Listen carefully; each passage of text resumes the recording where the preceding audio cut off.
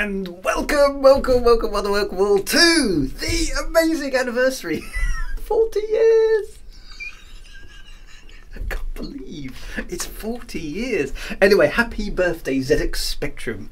40 years since the ZX Spectrum was launched. I mean, that's just insane. I mean, it literally is insane. Because I remember it so clearly, and it doesn't seem all that long ago. But there we go. Wow. Anyway, before my screen is just stop. I think it's the daylight. I think maybe that's the problem, because it's actually sunny today, and I think light's leaking around the edges of my thing. Never mind. Anyway, right, let's do the thing, because we're here. Right. Welcome to the 40th anniversary of the Spectrum, and hello to Commander Sonak. Dr. Quest MD is here, Tech Legends is here, Commander Combinator is here, Wintermeat GB is here, of course. ZX81 is here, who needs to change his name to ZX Spectrum this morning, I feel. Biff Boy 81 is here, Noman Lunai is here, Havabubu is here, the Mad Monksoft is here, DJ Scooby is here, Skimmerhead is here, Sean is here, of course. China Commander Tragic Blue is here, the Landra is here, Lethal Bite, that's a good one. I like that. Lethal Bite. Myon Toxin is here. Commander Duskthorn is here. Everybody's here. This is good. Grumpy Athelin is here as well. So fantastic. Frank Miner 29er is here as well. So anyway, welcome one and welcome all. Let's see if I can. I don't know whether it's leaking. Maybe it's that side. I think it's. Yeah, I think it's daylight. Let me just go and adjust the curtains. Hang on a minute. Blasted sunshine.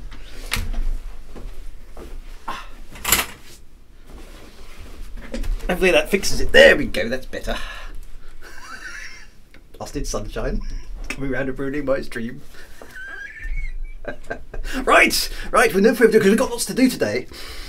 Let me get to what dare I call it? Game mode. Here we go. Right, so let's start from the beginning. Now, for those of you who, I mean, most of you, I'm sure, will be very familiar with this ZX Spectrum, but just in case there's anyone on the stream who's going, what is this ZX Spectrum thing? Well, it was an 8-bit computer launched in 1982.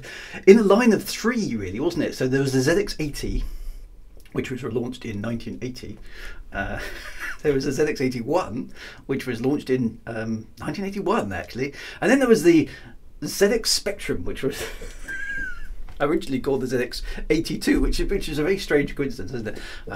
But they called it the ZX Spectrum when it came around to kind of highlight its amazing use of colour, which was quite a relatively new thing for computers at the time. And you plugged it into your TV. So what is a ZX Spectrum? Well, this is what it is. Okay. This is mine. This is my actual ZX Spectrum, which the last time I used it did work. But I am a little bit wary because I haven't replaced any of the capacitors in it, and you can see, if I bring it really close to the camera, see how well loved it is. It is completely unrestored. It's been in attics, it's been everywhere, it's been used for years, and so it was working, but I'm a bit wary of plugging it into the mains in case it catches fire or explodes or something. So it's but it's still a thing. This isn't one I bought off eBay just for lols. This is my computer. Okay, this is my computer. I've also got over here the ZX micro drive, which, for those of you who don't know what that is, this is basically a really early encryption device. Some people may have thought it was a data storage device, but it wasn't. What it was a very early data encryption device. You could write all your information to the micro drive, and you were guaranteed never to be able to retrieve it again afterwards. It's incredibly secure. No, it was a very strange tape loop data storage thing that was notoriously unreliable. But you have to cast your, to kind of get this in perspective, I'm going to have to be quick because we've got loads of games to get through this morning. We have to cast our mind back to 1982. So for some of you, you weren't even born. You weren't even a gleam in the bookman's eye at this point. I was 11 at this point in 1982 because my birthday's in August, so I wasn't even 12 yet. So I was 11 when this happened, and I remember this computer coming out. And the most amazing thing about the Sinclair ZX Spectrum is it was cheap. Okay. It meant that it was vaguely accessible to your average bloke in the street. When I got the original one, the Sinclair ZX Spectrum 16K, so 16, well, technically 16,384 bytes. Okay, it was a very small amount. That was the original one. That was £125. Okay, now that doesn't sound like much today. If you change it for inflation, because I looked this up, that's just under 500 quid in today's money. Okay, now that tells you how expensive relatively computers were back at that period of time. So imagine spending £500 today. Okay, you can easily spend a lot more of that on a computer, right? But £500 is still not an insignificant amount of money. So back in 1982, 125 quid was not an insignificant amount of money, but it was way cheaper than anything else on the market. Okay. If you compared it to things like the original price of the Commodore 64 or the BBC Micro, which were kind of the big, sensible, serious computers, they were up in the kind of £300 to £400 mark, which again, if you correct for inflation, pushes them into the like 1,200 to 1,500 quid's worth of money. Now, for your average family in the UK back then, that was an unattainable amount. So only the rich kids, basically the really posh kids, had BBC Micros. Whose parents had loads of money. Commodore 64 owners were a little bit cheaper than the BBC guys, and the Spectrum were basically the Spectrum was a working class computer, which is and I basically pleaded with my parents to get me one, and my parents did eventually get me a ZX Spectrum. And that was a big chunk of money for them to shell out. 500 quid like today in today's money is not an insignificant amount of money when you look back on it. But what was so cool about the ZX Spectrum? So the thing that the ZX Spectrum had, it was cheap. Okay, so you could buy one. That was a good thing. It plugged into your telly. You didn't need a monitor or anything clever like that.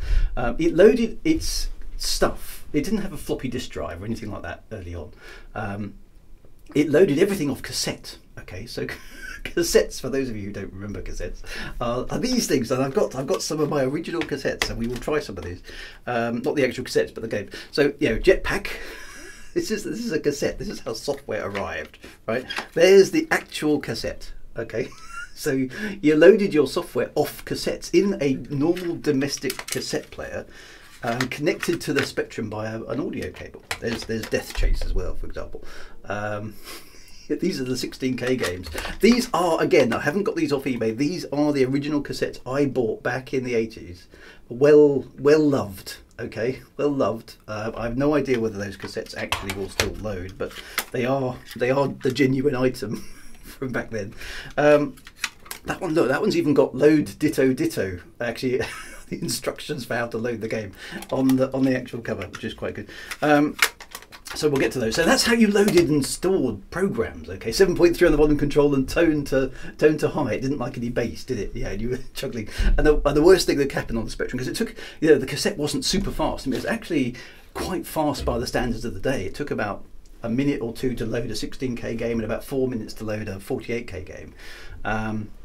But it was prone to error, and the worst thing that could happen on your Spectrum was tape loading error, which meant you just get to rewind the cassette and try again. Ah dear. So there we go. That's basically what it was all about. But the computer, simple, okay, relative for the time, relatively high res graphics. Okay, so we're talking. You're talking 256 pixels across by 192 pixels down. Okay, that was high res back in the 80s. You can see the individual pixels on screen, so you can get an idea of what that was like. The Spectrum had no sound support at all, other than one phrase, which was beep. Okay, so it didn't have a sound chip like the Commodore 64. It didn't have any sprite hardware like the Commodore 64. It didn't have sophisticated screen switching modes like the BBC. But what it had, it was cheap, and it was incredibly accessible. Everything that you wanted to do with the Spectrum, you could do straight away. You could get to the screen, you could get to the graphics, you could get to the sound via the thing. And it did have a lot of weird quirks. So, and let's just talk about a couple of the weird quirks. Okay, so if you look at the screen, I don't know if you can kind of see that, but every key on the Spectrum has like about 4 or 5 things it can do. So yeah, take the G one there. You can see it's G. It's go to is its primary word. I can't quite see what the other one is. Is it then? Or something, ABS at the top, and then a square bracket at the bottom. Okay, so depending on how you press the key, depending on what you could put the computer into different modes to type things. So you didn't just type on the Spectrum. Let me show you how this works. Okay, so let's write a very basic program. Okay, so 10, right? Now I'm going to press the P key. Right, if I press the P key, I get the entire word print. So the entire input to the spectrum was tokenized, which is a fancy word for basically saying they wrapped, rather than store the word print as 5 bytes, okay, print was a single byte in the spectrum's memory. So there was a lot of memory saving went on. But the downside was you had to know how to use the spectrum, because you couldn't just type things, you had to get the right tokenized word. So if I want to do print at, I can't just type at because it doesn't understand what that means. What I have to do is I have to do Shift I to get the word at. And then if I want to, then I've got some coordinates on screen. So let's go for 5,5 just because. Then I need a semicolon. Then I need to put the text I want. Hello world. Let's say. Oh, there we go. Okay. And if I now run that program, there we go. R for run. Okay. Don't have to type run. Just R. Ta-da! It does it. Okay. And that's it. And it basically says, "Okay, I finished your program." Huzzah! You know, it's amazing, isn't it? But there are a lot of built-in things. I'm not going to go through all of them. Let's just do a few. So let's beep. Okay, let's do the sound on the spectrum. So that's extended mode Shift Z beep. There we go. And I can't remember which way around it is. It's basically pitch comma duration or duration comma pitch. Let's try 1,1. Okay, there we go. Beep 1, are you ready for this? This is going to be very exciting. There you go.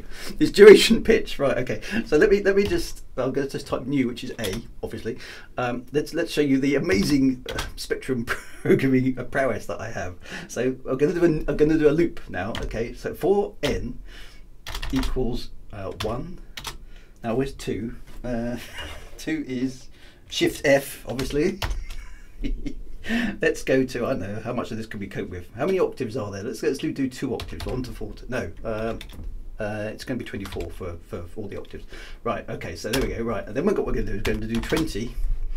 Extended mode Shift Z beep. All right. So what was it? Duration pitch. Right. Okay. So let's do 0.5 comma n. Okay. Some of you with the programming skills will know what I'm doing here. Okay. 30. Then we have to tell it next n. Okay, which basically tells it to do a loop from 1 to 24, and then the beep command will play half a second duration with whatever the value of n is. Okay, here we go. Wow!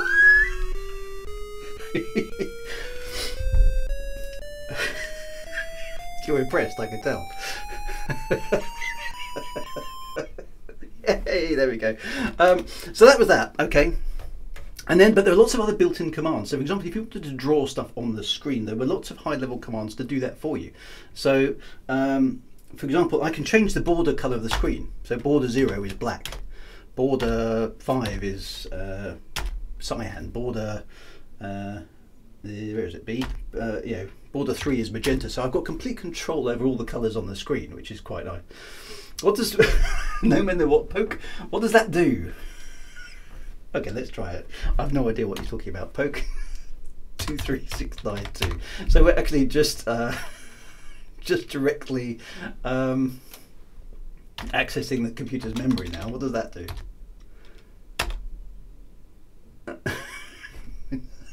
Well, I don't know. Have you busted my computer? I don't know what you've done.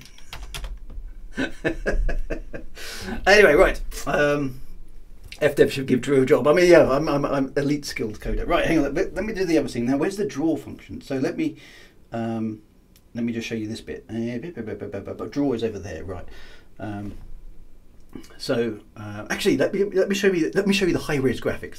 So let's do another thing. So what I can do here is I'm going to plot. Okay, and I think the command for plot is X versus Y. I'm going to go with that.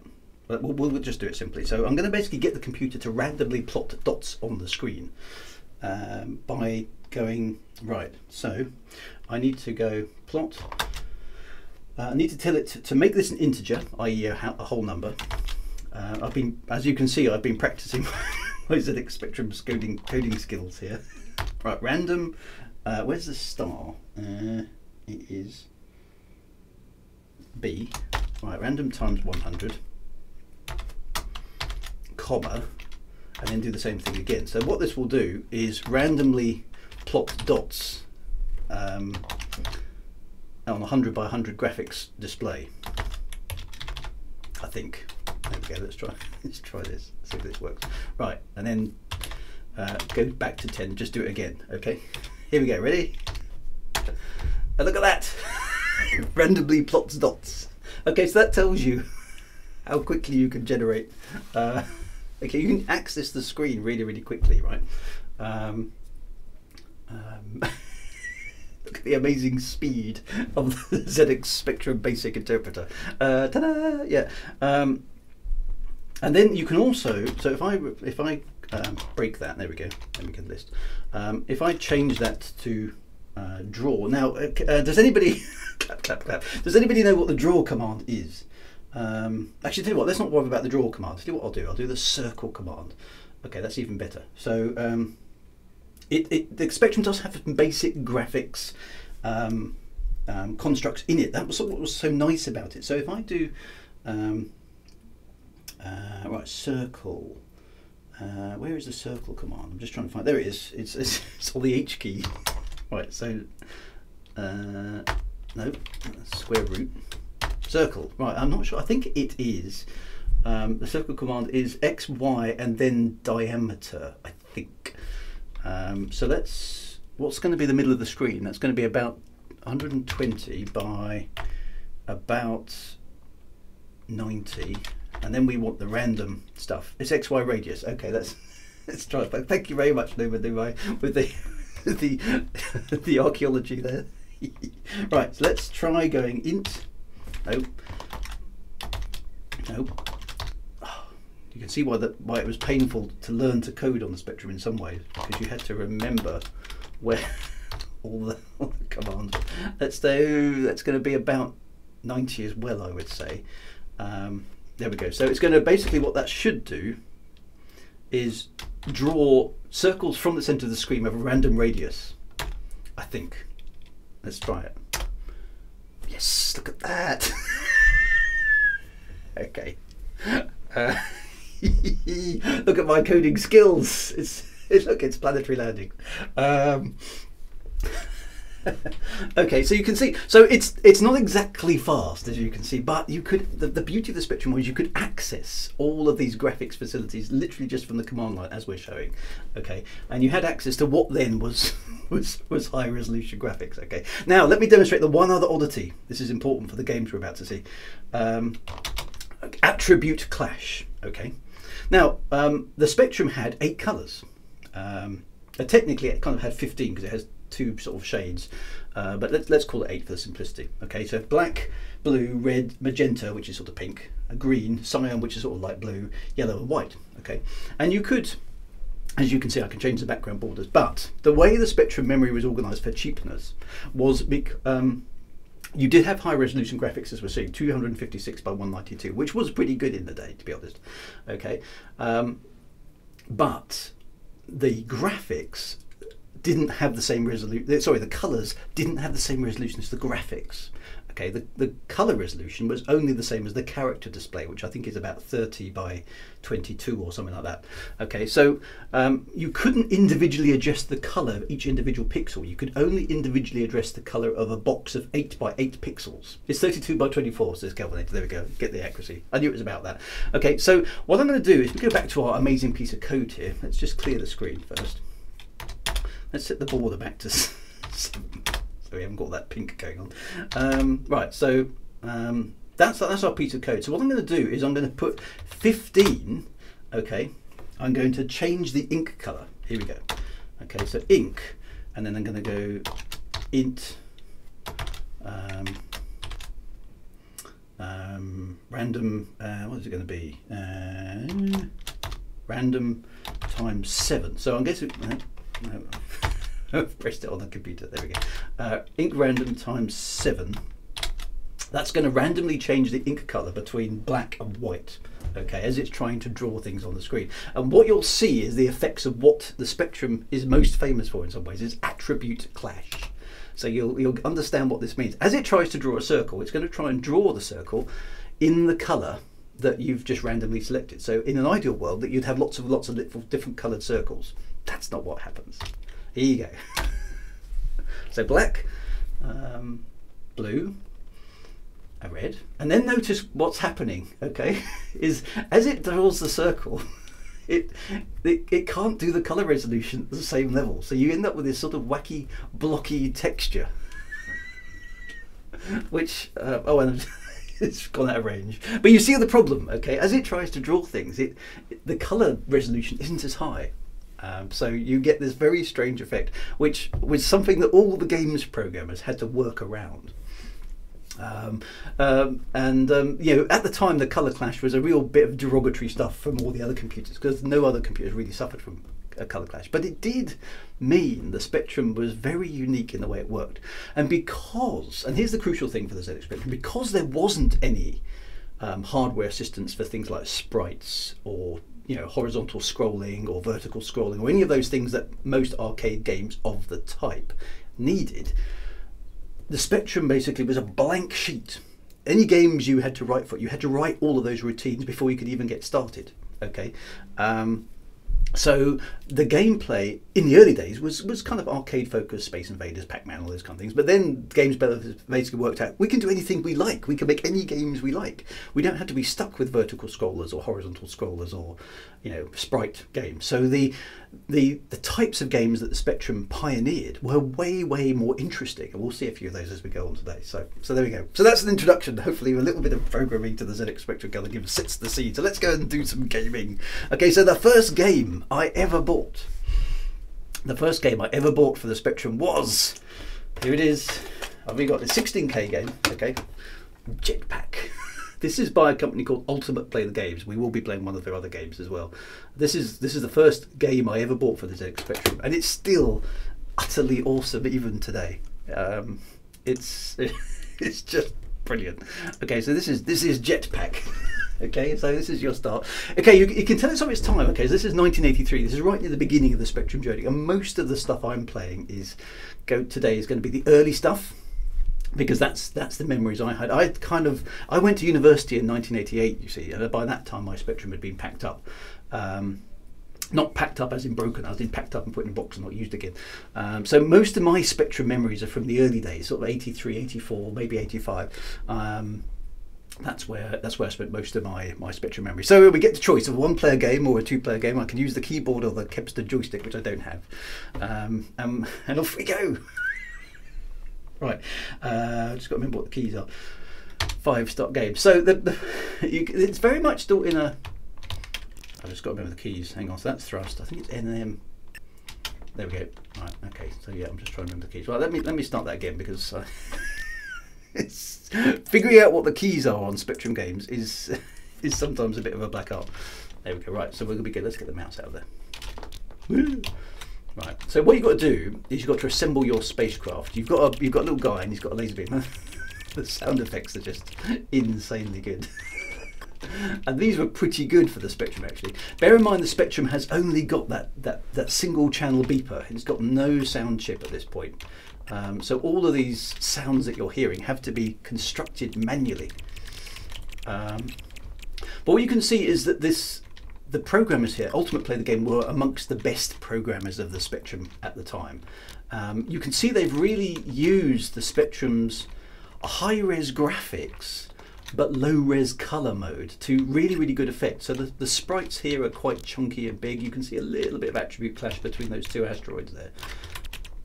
But there's beautiful animation of the explosions, and this gameplay is still good and challenging today. I am actually this also in my memories, right, is the little things like that make it really stressful, because you know that there might be some stuff. Right, now I've fueled up the ship, and I can occasionally collect things. This is a grind. You've got to fill up your spaceship. There we go, level 1 complete. Listen to those sounds. It's kind of an early version of No Man's Sky. I suppose it is, isn't it? Yeah. You must have played this longer. This, my Untoxin, this game is the first game, okay, this game is the first game that I ever actually, forgotten they come out of there. This is the first game I actually completed. I.e., well, I wrapped around, because technically the game never ends because it just wraps around levels. This has the honour in my list of games that I've ever played. A, of being the first one I ever played, on the Spectrum at least. Obviously I played Space Invaders and Pac-Man at the arcades and things. This is the first computer game I ever played on the Spectrum. And obviously the point of this game is you go around murdering aliens and picking up loot. Yeah, this is why I don't like. This is why I don't like the Sentinel.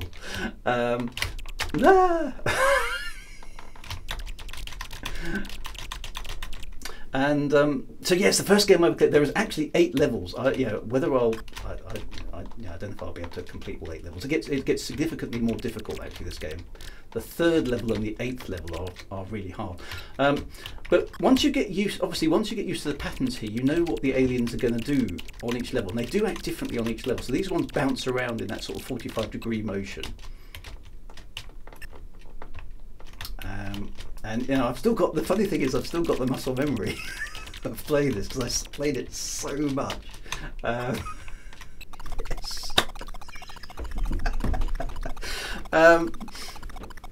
Yeah, so and you can see the evolution. Okay, so there's a score, right? Okay, so this is still very much in the kind of arcade mode. You kind of insert coin, and you have a certain number of lives, and then the game runs out. Okay, so it's still in that very arcade mode. So it's interesting historically because the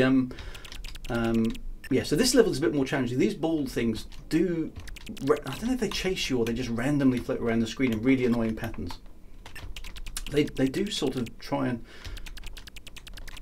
they're a bit more, they've slowly become a bit more intelligent. They've got sort of, I'm not sure if they're pursuing me or they're just randomly bobbling around, but so the game is still in this kind of arcade mode. You get a certain number of lives and you have to you know, beat the computer. I think you get 4 lives here, and then you can earn extra lives when you get to a certain score, all that sort of stuff. There's no inventory, really. There's no kind of upgrades to your man. All you literally have is the gun, and you've got to refuel the ship. And that is the limit of the gameplay, but it is only 16K, this game. Thank you, dude. It's a bit early, but yeah, Space Tea has arrived early. We need that for Jetpack. And basically, all the stuff you got me. All the stuff you collect is just getting the ship. It's basically just points. Okay, it's just a score. And you can see the frame rate now chugging because it's having to animate multiple things. And you can see the attribute clash. Okay, as the objects hit each other, they overwrite each other. Jetpack Tea. There we go. I think this level has got heat-seeking missiles or something, from what I remember. Yeah, heat-seeking missiles. But now, what's nice about this is there is a bit of gameplay here. If I can make them crash by, if I get one, there we go. I can make them crash. There you go. By by flying them into the. They're very dumb. So they fly into the grounds, which is quite fun. So I can actually. Yeah.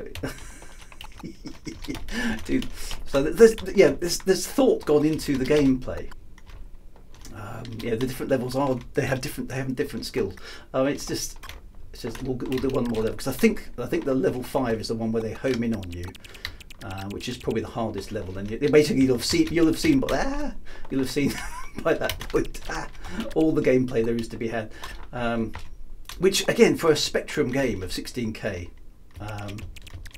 Is pretty impressive stuff. Right, there we go. Let's do one more level, then we'll swap to another game.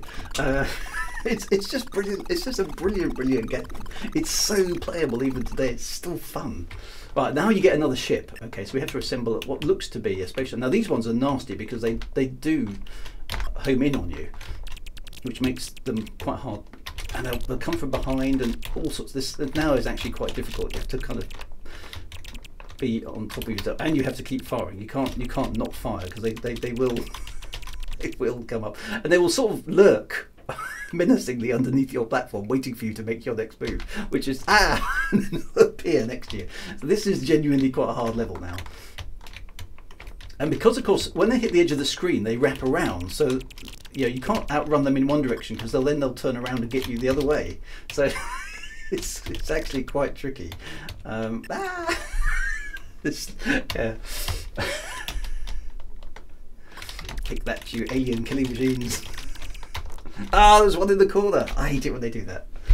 I may not even get off this level. I need to get the fuel. Need to get the gold. Drop the fuel. Oh yes, this is definitely a challenge, this level. Right, there we go, get the gold.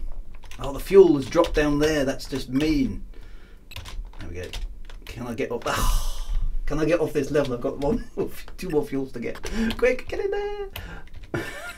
There's the fuel, there's the fuel. Right, now the trick here, if you can, is to drop the fuel and step in the ship. Yes, there we go. And the space shuttle was new at the time, so it kind of feels good, doesn't it? But there we go. Anyway, right, that's enough Jetpack. I think you've got the idea of Jetpack. Let's go to the next amazing game, which is Death Chase. Okay, so this is basically, this was before the era of kind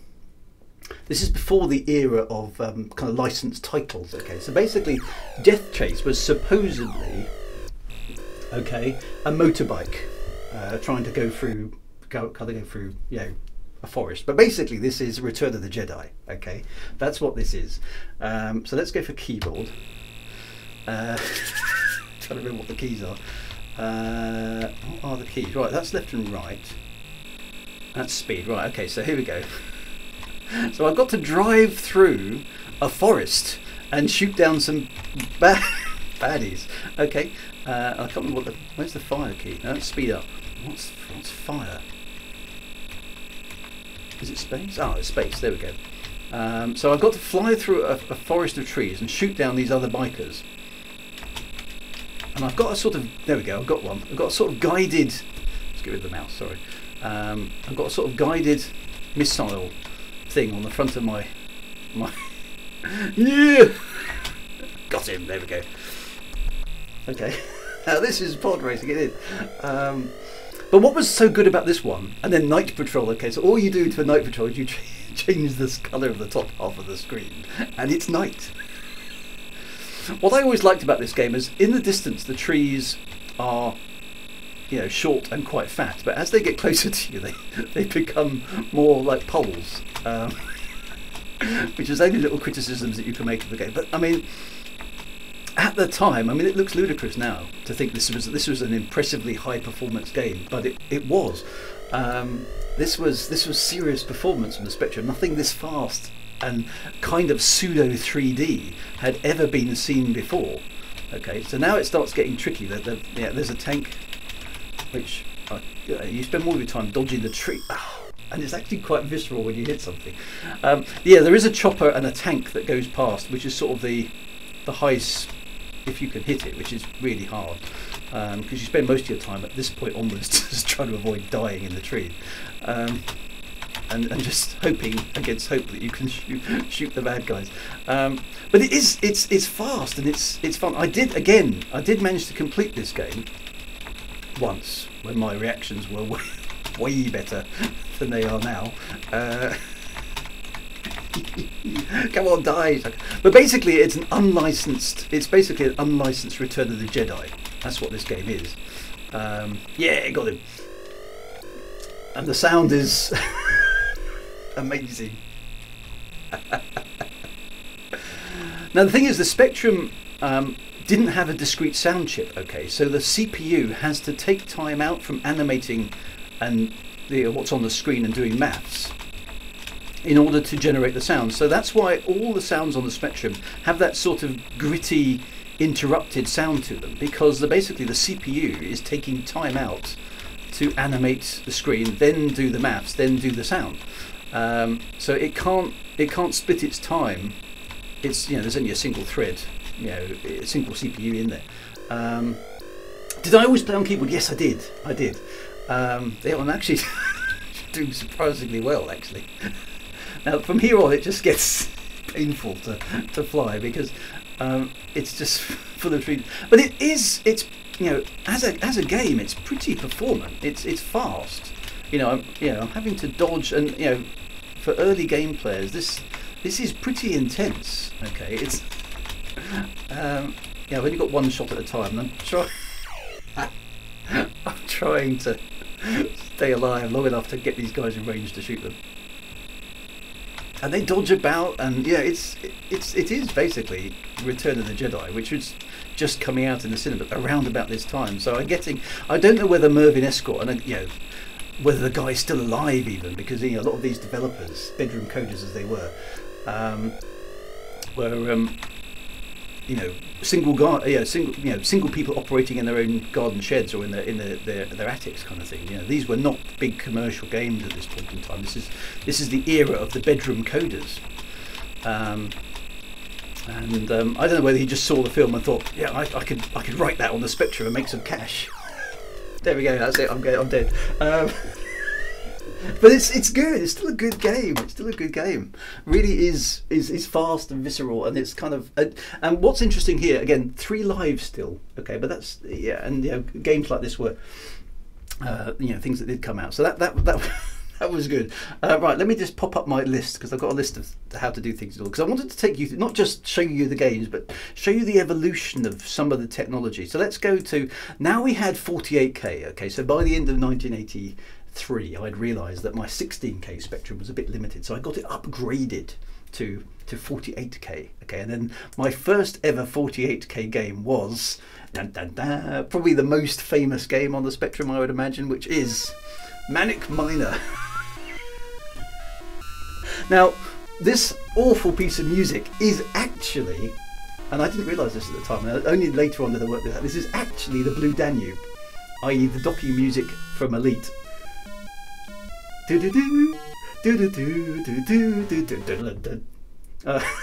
could just about make it out.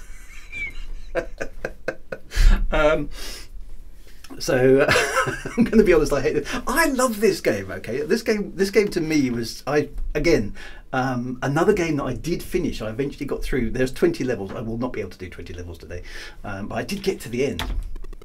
Okay, so basically the idea behind Manic Miner is that you have to guide Miner Wheelie through. I don't know, Miner Wheelie. I mean.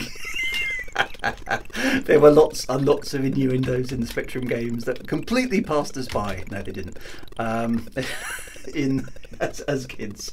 So Miner Wheelie was highly amusing to teenage boys, and let's be frank, still highly amusing even today. So guide Miner Wheelie through the through the strange caverns. I mean, you can see what they were on, can't you? Basically, the idea of this game is that you have to avoid the whacker sprites that are moving around, and quite a few poisonous things that aren't moving in various different environments. Okay, and there's 20 levels in this particular one. Dick jokes never really stop me. They don't, do they? I mean, it's like, it's so puerile, but it is, I don't know, it's still funny.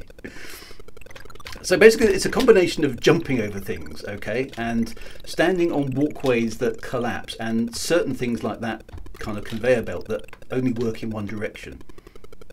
So but it is a really, really good game. And if you can hear in the background, another technical innovation at the time was of music that played. I got that wrong. Music that played whilst the game was running, so you can hear Hall of the Mountain King, just about in the background of the game.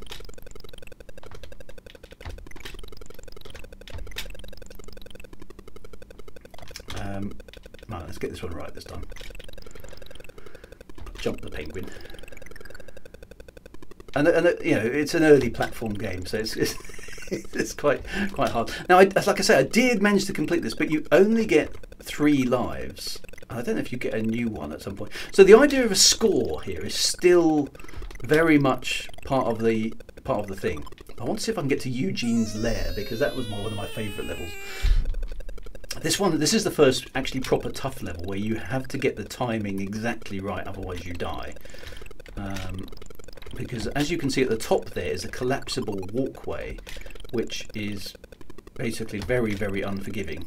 If you get it wrong, you can't go back because the floor collapses underneath you. So my technique here, as I recall, is to wait until the birds kiss each other, or touch. We used to call it kissing. Then wait for the pink bird to come back to you. And you learnt this by trial and error, of course. And then follow the pink bird. I think that's how it worked. So I'm going to try that. Let's see, see if this works. So you had to time it really quite accurately. Yes, it's going to work. Look at this. You see that? That is how you do it. Okay. Skills. I can still remember how to do it. And then when you get all the keys, basically it activates the portal to the next screen. There we go. So right, so I need to now. This is quite a tricky level, but you basically there's no real danger unless you get it wrong. I think that might be too high. Oh no, I've just got away with that. Right, so let's get that key over there. So yeah, so little innovations on this one are basically the fact that it's pixel perfect animation. One of the things you had to do, and we'll see that in a moment, is that despite the limitations of the Spectrum's graphics, I'm not trying to get up there actually. There we go, I think we have to go that way. The animation was pixel perfect, so if you were a pixel off in some of the jumps, you didn't make it. Okay, you had to be, I'll show you, it's actually this top jump is the first example of this in the game. What you have to do here is you have to actually walk to the edge there, okay, and then jump. Otherwise you don't make it. That's what was good about this game, because a lot of the other games basically had only the right, now this one you've also got to be careful, because the instinct is to go up to the top, but if you go up there you can't get back down again. So you have to go up the other way. So the level design here is actually really rather good, because it's not always obvious how you complete the level. You have to do it this way. There we go, done it, and then jump into there. There we go. And all the time your air supply is running out. Okay, so there's tension there, and this particular level is the first kind of mean and very, very nasty level. So what you have to do here is you have to, Eugene there is obviously a hostile. You have to time this right. So you have to go down here, go jump there, jump over Eugene, and then hope that toilet gets out of the way, which it does. There we go. And then you've got to time this so you avoid the toilet at the top and the one at the bottom. It's complicated stuff. Get in there. That's it. Jump over that. Then you have to be really careful getting back out of here, because you could hit that thing. There we go. Right. Now the trick here is to leave that one. You see the one? You see the key, the flashing key that's down there? You have to leave that one till the end, because if you don't, basically, when you get the last key, Eugene descends from his sort of patrol route. His patrol route changes. Okay. This is another really nasty leap. There we go. Got it right. There we go. Get that. Now, so what you have to do here is you have to wait until he's at the top of his run. This is going to be perfect. Actually, no, I'm not going to risk it. There we go. So I'm going to wait here. Okay, because what happens is, if you get the last key, he basically descends and then hovers above the portal and you can't get back out. So it's me. There's little secrets like that embedded into the gameplay which you don't know. Right, so there he goes. He changes colour and then he descends, and so you've got to get into there before he does it. Yeah, see, look at that. Look at skills. And then for some reason it's Pac-Man, and the gameplay goes on. Okay, so. They were hard games. Okay, I can still do a lot of them from muscle memory, which is good. Now at this point, this is where things begin to change a bit. Okay, so gamers, the designers of the game suddenly realise, hang on, we don't need to. Why are we doing lives, and why are we doing classic ports of existing gameplay when we can come up with new ideas? And then people started playing around with what the Spectrum could actually do. And the first game that I recall totally changing the art of, wow, look at that, is this one, which is called Ant Attack.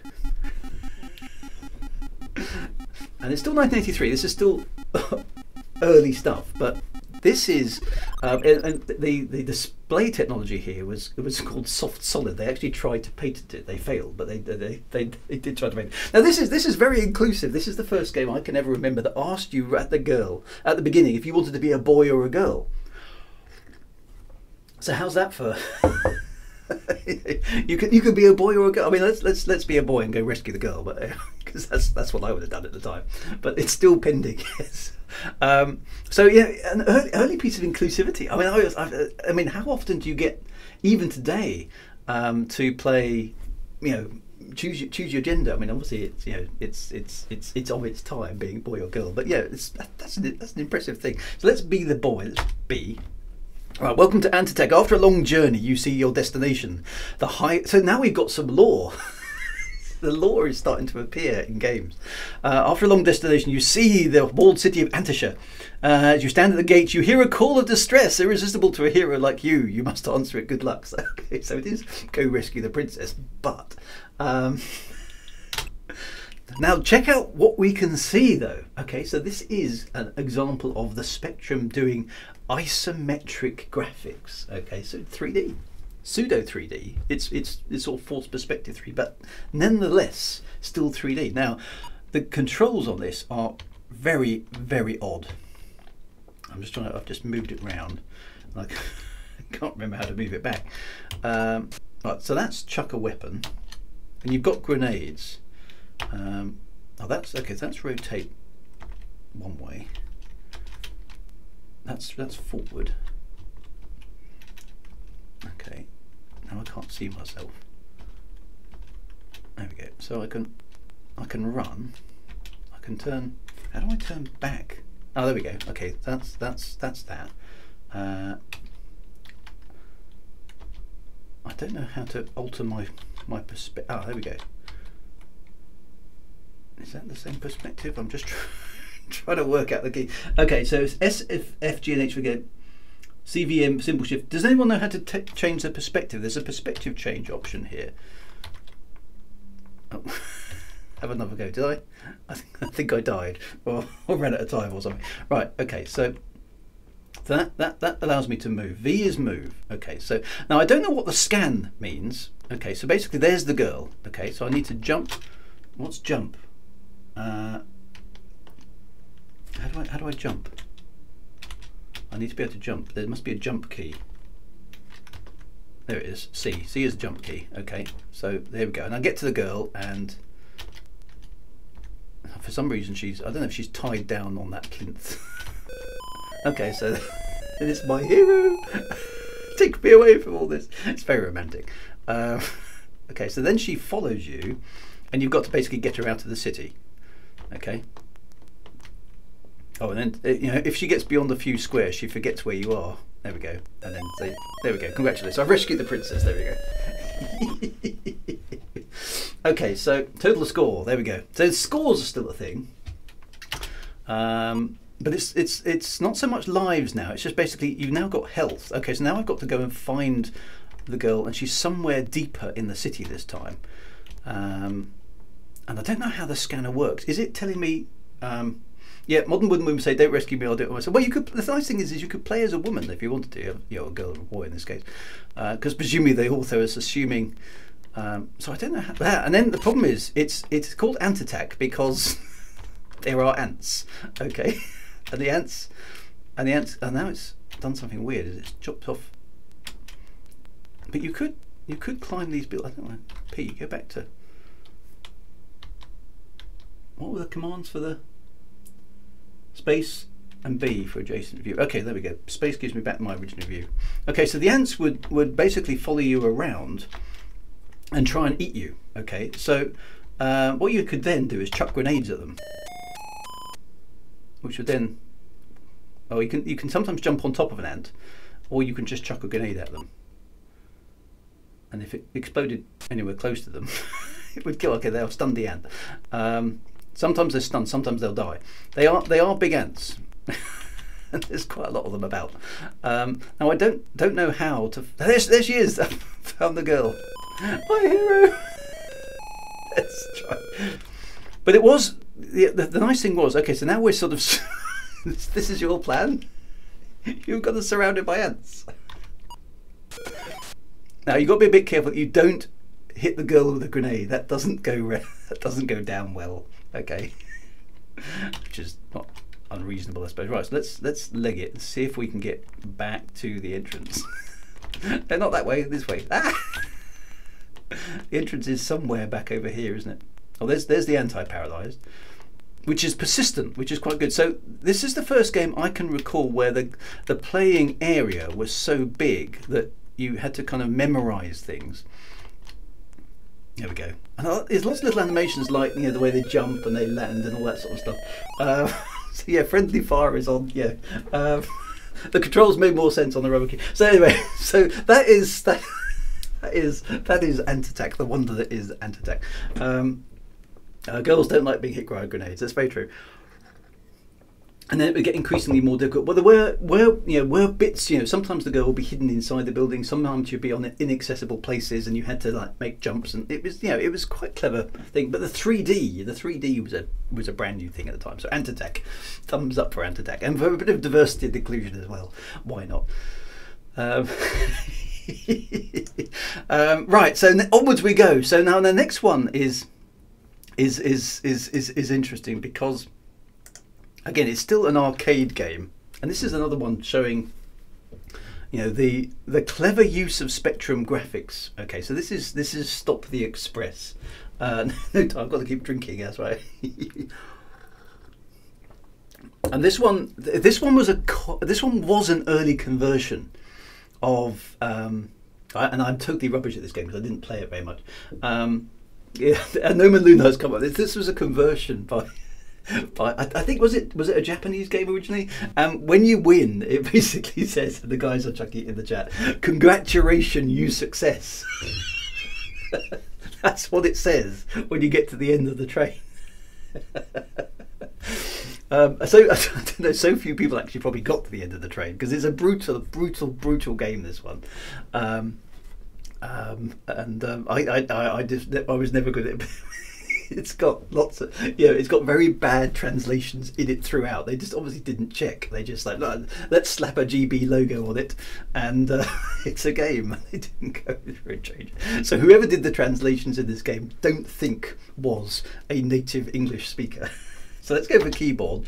I don't know what the keys are. Somebody might need to look them up. So what basically the idea here is we are no. Okay, well I know what jump is.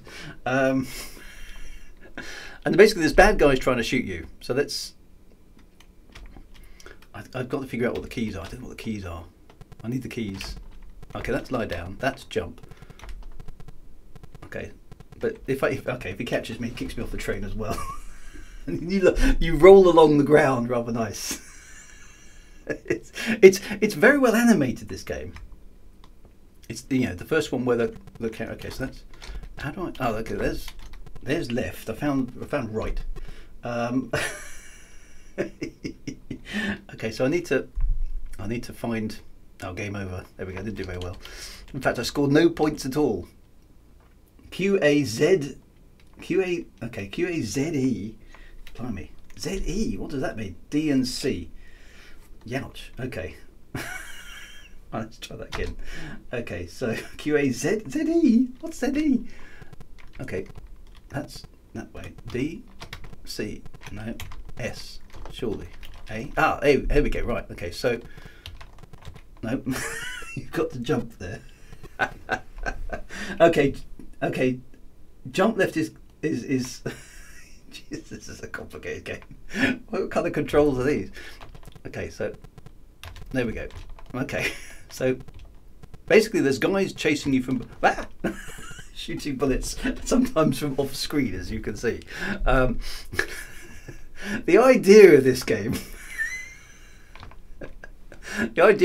is that you basically get to the front of the train and stop it. Okay, that's I'm totally useless at it, as you can see. I don't remember. Yeah, so little things like the you know, this is the programmers getting around that attribute clash problem in lots and lots of different ways. So in this game, they get around it by making everything quite blocky. Okay, so everything's quite big. Okay, let's see if we can. Ah, I forgot to jump. I like the falling animation. We're seeing that lot. We are, aren't we? Let's just see if I can get across a couple of carriages. I didn't play this one. I remember this one, and I just liked it for the. Didn't jump thing. Anyway, it's probably off trying to stop the express because all we've seen is me dying over and over and over again. But it's quite a nice arcade game. It's quite fast. It looks good, and you've got to duck the bullets and stuff. So as you can see, and then basically, if you're too slow, the guy comes up behind you and starts shooting you. So it's interesting and fun. Now, a game of this era that I do particularly like, and it was a bit dark and a bit weird, a bit mysterious, is a game called Wheelie. Okay, so this is basically you have to bear with me on this one. This is a really good game. Yeah, this is a game that actually gave you some playing instructions. What a good idea. Bottom row, caps the space to play, Q to P for playing instructions. So basically, okay, so this is the lore behind this game. It was really good, it was. You're trapped on a strange road. Your only hope of escape is to find the Ghost Rider and then beat him in a life or death race. Okay, so basically you're driving your bike one day, your motorbike, and you end up on a haunted road. You start at one end of a system of roads while the Ghost Rider dozes at the other, because to find him, avoid your head right, getting past the hazards and backtracking from dead ends and avoiding the deadly wildlife. Okay, fair enough. We'll come across the deadly wildlife in a bit. If you reach the Ghost Rider and touch him to wake him, the race back can begin. Touching him again is fatal, as is losing the race, but at least he scares the wildlife. He does have one small advantage though: he can go through rock. So the AI has a few advantages over you. If somehow you win, you will be given the code to the next level for the next time you want to play. Bum bum bum. So it's like achievement unlocked if you somehow win. Okay, so let's. Okay, so I don't know. This is very complicated. So basically, there is some skill in this, because what you have to do is you have to. I don't know what the code is. So right. So basically, that's up, that's down. Okay, then I've got speed up, and that's slow down, and that's okay. So I've got basically directional control. So basically what I've got to do is I mustn't go down too fast or up too fast, but I've got to get the right speed. And where there's a change, I tell it to select the up rank, and you've got to have a certain you've got to have a certain speed to be going up. And then you've got to get the right speed to make the jump, otherwise you sort of do an evil Knievel. So we're trying to find, yeah, so I'm going to try, I think it's about there. There we go. No, that's not fast enough. Let's try that again. No, that wasn't fast enough either. I don't know how fast I've got to go to make that jump. I can't remember. Let's try a bit more. There we go, look, did it. Yes, and then you've got to slow down. Then you've got to speed up again to make the bus jump. And then you've got to slow down for the down ramp. That's it. I've no idea what that is. Oh, it's a dead end. That's not useful. So I've got to turn around, press the up, and then accelerate. And what's nice is, if I just show you, if I slow down a little bit, minimum speed, if you accelerate fast, it does a little wheelie. Hence the name. Okay, so there's a bit of wildlife. There's a hedgehog. Okay. So it's quite a challenging platformer, this one. I just remember it because the story stood out to me. It's like, you're on a haunted road, you've got to find the Ghost Rider. So I don't know my way around here at all. So I'm just, there's a hedgehog. Okay, I don't know if you can you get past the hedgehog? Okay, there's some ice there, which I think basically you're not allowed to touch the controls as you're going through the ice. I think that's how that works. So you've got to be a bit circumspect. So basically here, I mustn't touch the controls, and that will be okay. There we go. So it's and there we go. There's some gas, because otherwise you can also run out of fuel. So you've got to manage quite a few things here, and then try and figure out where the maze goes. I don't know what the floating blue thing was. Maybe that was a spare tyre or something. And this level is called the Bouncing Hedgehogs for obvious reasons. quite why Bouncing Hedgehogs were a thing. I don't know, but it's a good game. This one, it's technical. It rewards skill, and you get to jump things in a bike. I mean, who doesn't want to do that as a teenager, right? I mean, the thing is, after school, me and my mates were doing stuff like this on our BMXs, not obviously with real buses, but you know, kind of reliving our, let's jump a bus. So you get a few logs, get your BMXs with a plank, and you would basically jump things just because. There we go. Look at the skills I've got here. This is the furthest I've ever got in this game, I think. Right, I've got to get past this hedgehog. Oh, it's a dead. No, it's not a dead end. Ah, what happened? There we go. Okay, so I'm doing surprisingly well at this. I don't think I've ever got this far before. Not for many years, anyway. Okay, so there's ice. There's a bus. Let's jump the bus. Yes, jump the bus. Look at that. Let's go and get the gas if we can. Never ever turn down free gas in any game. Okay, if there's resources to be had. So this is again an evolution. The animation here is nice in the sense that you've got little things like the wheelie as you go, so you can decide to do that or not. You've got kind of resource management now becoming a thing with the gas. Let's go up. Oh, there's a bouncing hedgehog, so maybe not. Oh, and if you go downhill too fast, you die. Okay, so you can come a cropper by being over exuberant. There we go, game over. So that gave you. It's a good game. Okay, we put hedgehogs on a bike game because bouncing hedgehogs. Yeah, I know. I don't know why it was hedgehogs, but there we go. Right, so now we're gonna be a bit more cerebral, okay? Because we've been playing arcade games up to this point. The next thing that came along in my memory of the ZX Spectrum was the amazing adventure, which was the Hobbit. Okay, so now we'd had text adventures before the Hobbit. Okay, the usual, things like Colossal Cave that some of you will remember from the 70s, right? Things like and Pluff and Zizzy, for those of you who remember things like that. Who remembers these words? Actually, I'm going to type it in. It was X, Y, Z, Z, Y. I think it was Zizzy, wasn't it? And Pluff. Those are names which will live in the memory of people who played the early text adventure games. And Plover, yes. And then you're in a maze of twisty little passages, all different. That part of the game, that was awful.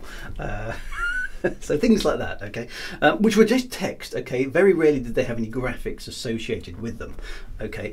Now, the Hobbit is in some ways quite revolutionary again, because it is basically a text adventure. Okay, it's a text adventure in a classic sense, but it does use the Spectrum's graphics ability to a degree, okay, in some of the locales. So it makes it feel a bit more interesting. And it also has NPCs, okay, that move around and do things on your own, and you can talk to them, okay, and issue instructions. Okay, so we'll see some of that. It's okay, so I don't want to hype that too much because it's still pretty primitive. But at the time, okay, you've got to bear in mind this is back in 1983 or so. It was super advanced for its time. So let's get into it. Okay, so we are in a comfortable tunnel-like. Look at the way it builds the screen. This isn't 1 frame per second, this is 1 frame per about 10 seconds. Okay, so there we go. So we're in a comfortable tunnel. To the east there is a round green door. Okay, we see a wooden chest and Gandalf is carrying a map, and there's Thorin as well. So Gandalf gives the curious map to you, so we can interchange things.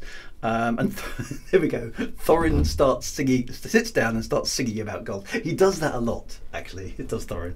Okay, so what we can do is we can examine the map. Okay, you examine the map. There seem to be some symbols on it, but you cannot read them. And Gandalf opens the round green door. Now, what's quite funny here is you can close the round green door. We're not going yet. Gandalf gets in a huff and takes back the curious map. Thorin just waits because he's seen this before. I don't know what a comfortable tunnel is. So we can just hang around here until somebody. You wait. Time passes. Gandalf says, "What's this?" So Gandalf gives the curious map back to me again. Okay, I don't know what to do with it, so you can wait. Gandalf says, "You're doing a great job." Oh, Gandalf has now decided to open the ground door, so you you can muck about with the game. Anyway, so let's look now. We're still in the hall. Gandalf will now go east. Okay. Oh no, Gandalf has opened the wooden chest. What's he doing with? Is there anything? Gandalf. Okay, so there's nothing in the wooden chest. Basically, what you're supposed to do is get the dragon's treasure, bring it back, and put it in the wooden chest. That is the thing. So let's go east because I'm going on an adventure. So okay, so we end up in a gloomy, empty land with dreary hills ahead. We can't go west. Go west. Do, do, do, do, do. Bit of Pet Shop Boys there, which of course is contemporary too. So we're in a gloomy, empty land with dreary hills ahead. To the west, there is the round green door. So we can close the round green door. Closed door, just to be tidy. There we go. Gandalf has gone. Oh, Gandalf's gone west. Gandalf's gone back, and I just shut the door there. Oh well, we don't need Gandalf anyway. So we open the door. Open the round green door. Gandalf enters, and Thorin says, "Hurry up." Okay. You can see how this. I mean, it's quite clever, but it's also very silly. Let's go east. Right. Okay. So we end up in the trolls' clearing. So who knows their story of the Hobbit will know that there's a way around the trolls. Okay. So so here basically you go east. We're in the trolls' clearing. There is a hideous troll and a vicious troll. One of the trolls is carrying a large key. Now you need to use the large key.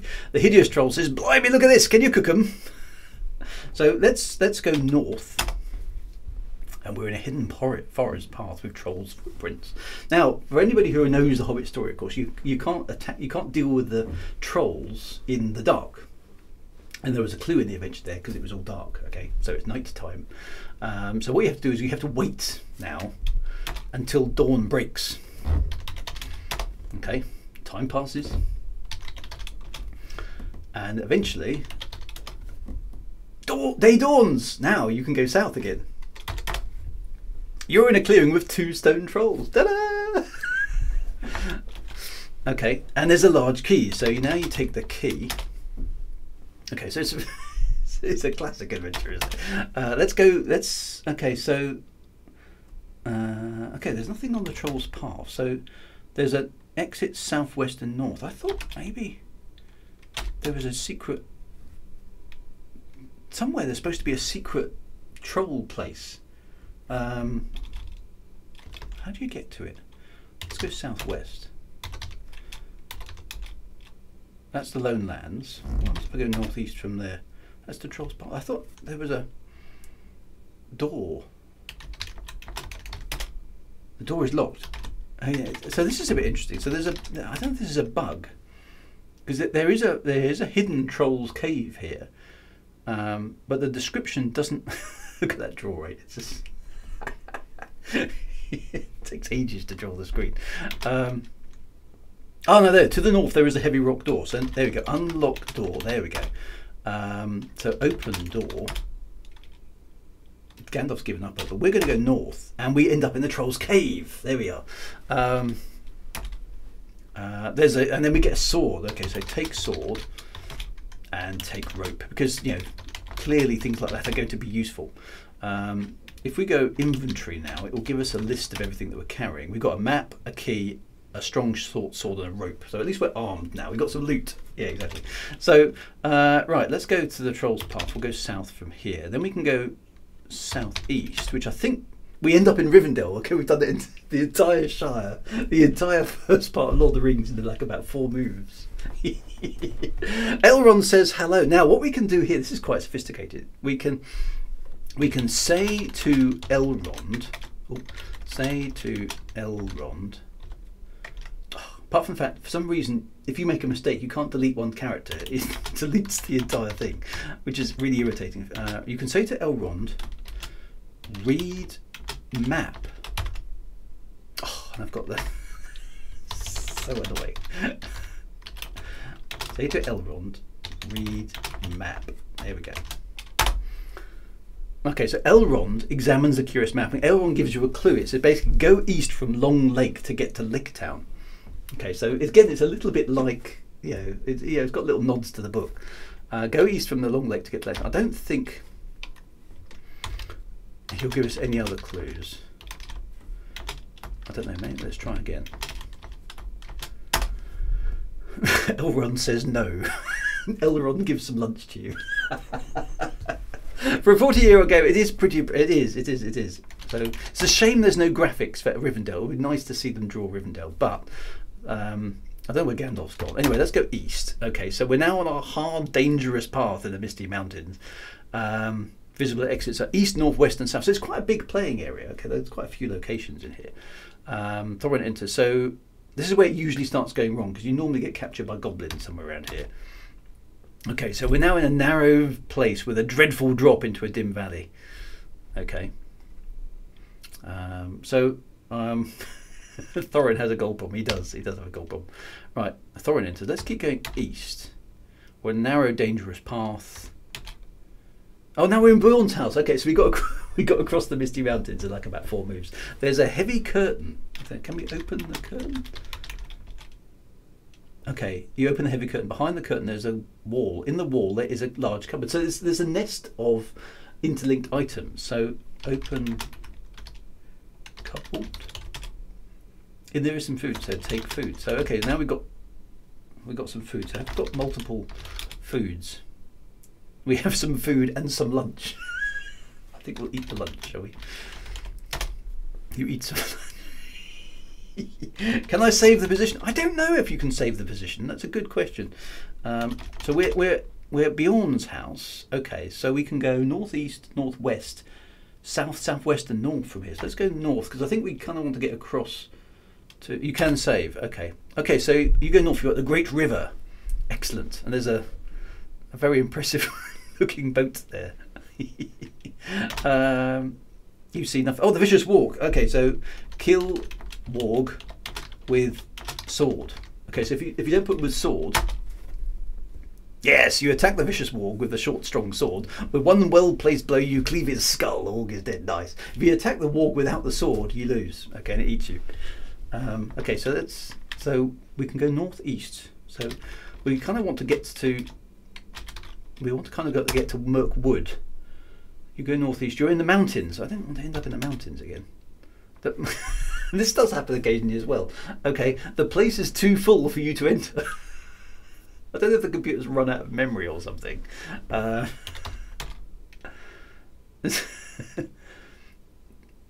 You are at the Forest River. To the southeast there is the Fast River. I can't go south. The place is. I don't know what that means. Okay, let's go east. Right, okay, we're at the gate to Mirkwood. Here we go. Run, fly, you fools! Right, so let's go into Mirkwood. I don't know if this is the right way to. Okay, now we're in a bewitched, gloomy place. Somewhere here we've got to get across the river with a rope, I think. Okay, so to the south there is the fast Black River. Exits are east and west. Okay, so let's go east. You are on the west bank of a black river. To the east there is the fast Black River. Okay, so I think what we've got to throw the rope or something. Throw rope. So in order to snag the boat on the other side, I can't do that. I don't know how to do this, but does anyone use rope? Does anyone remember how to do this? Because I can't see. I can't go east. Yeah. So how do I get the rope to the boat? I can't remember. I know you've got to throw the rope. Oh, without capture deletes one character, does it? Okay, that's quite good. Look east. No.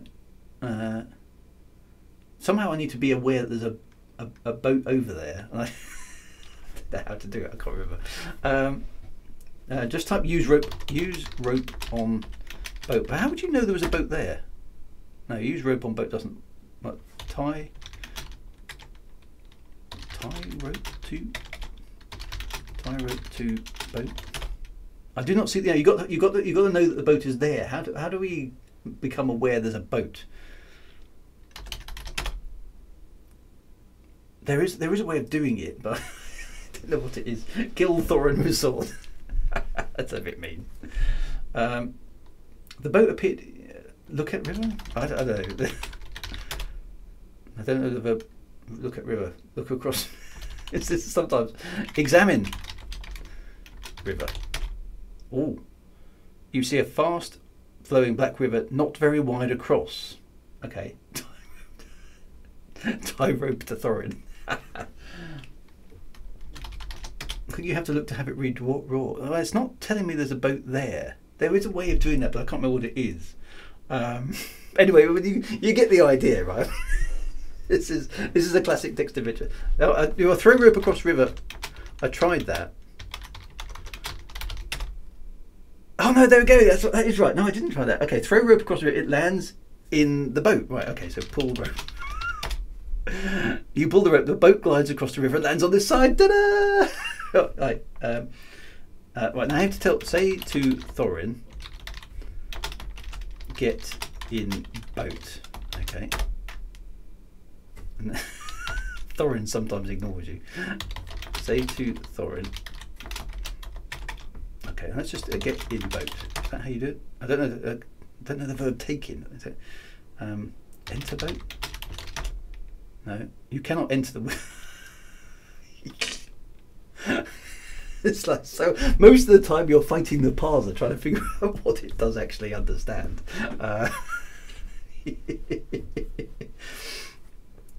So, but anyway, you get the idea. Okay, right. So that's the Hobbit.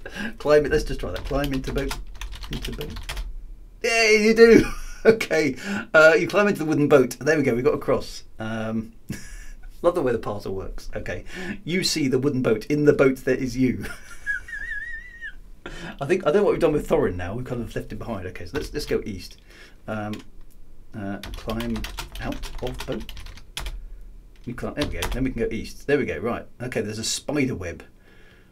So cut web with saw.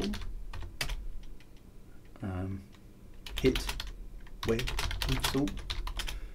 You cannot attack the spider web. Okay. It's basically the same forever now. Okay, so that's the Hobbit. All right, let's crack on now. Oh, is it break web? Break web. Yay, some spider. Okay, so now we can go northeast. Now we're in the space of black spiders. Look at those graphics.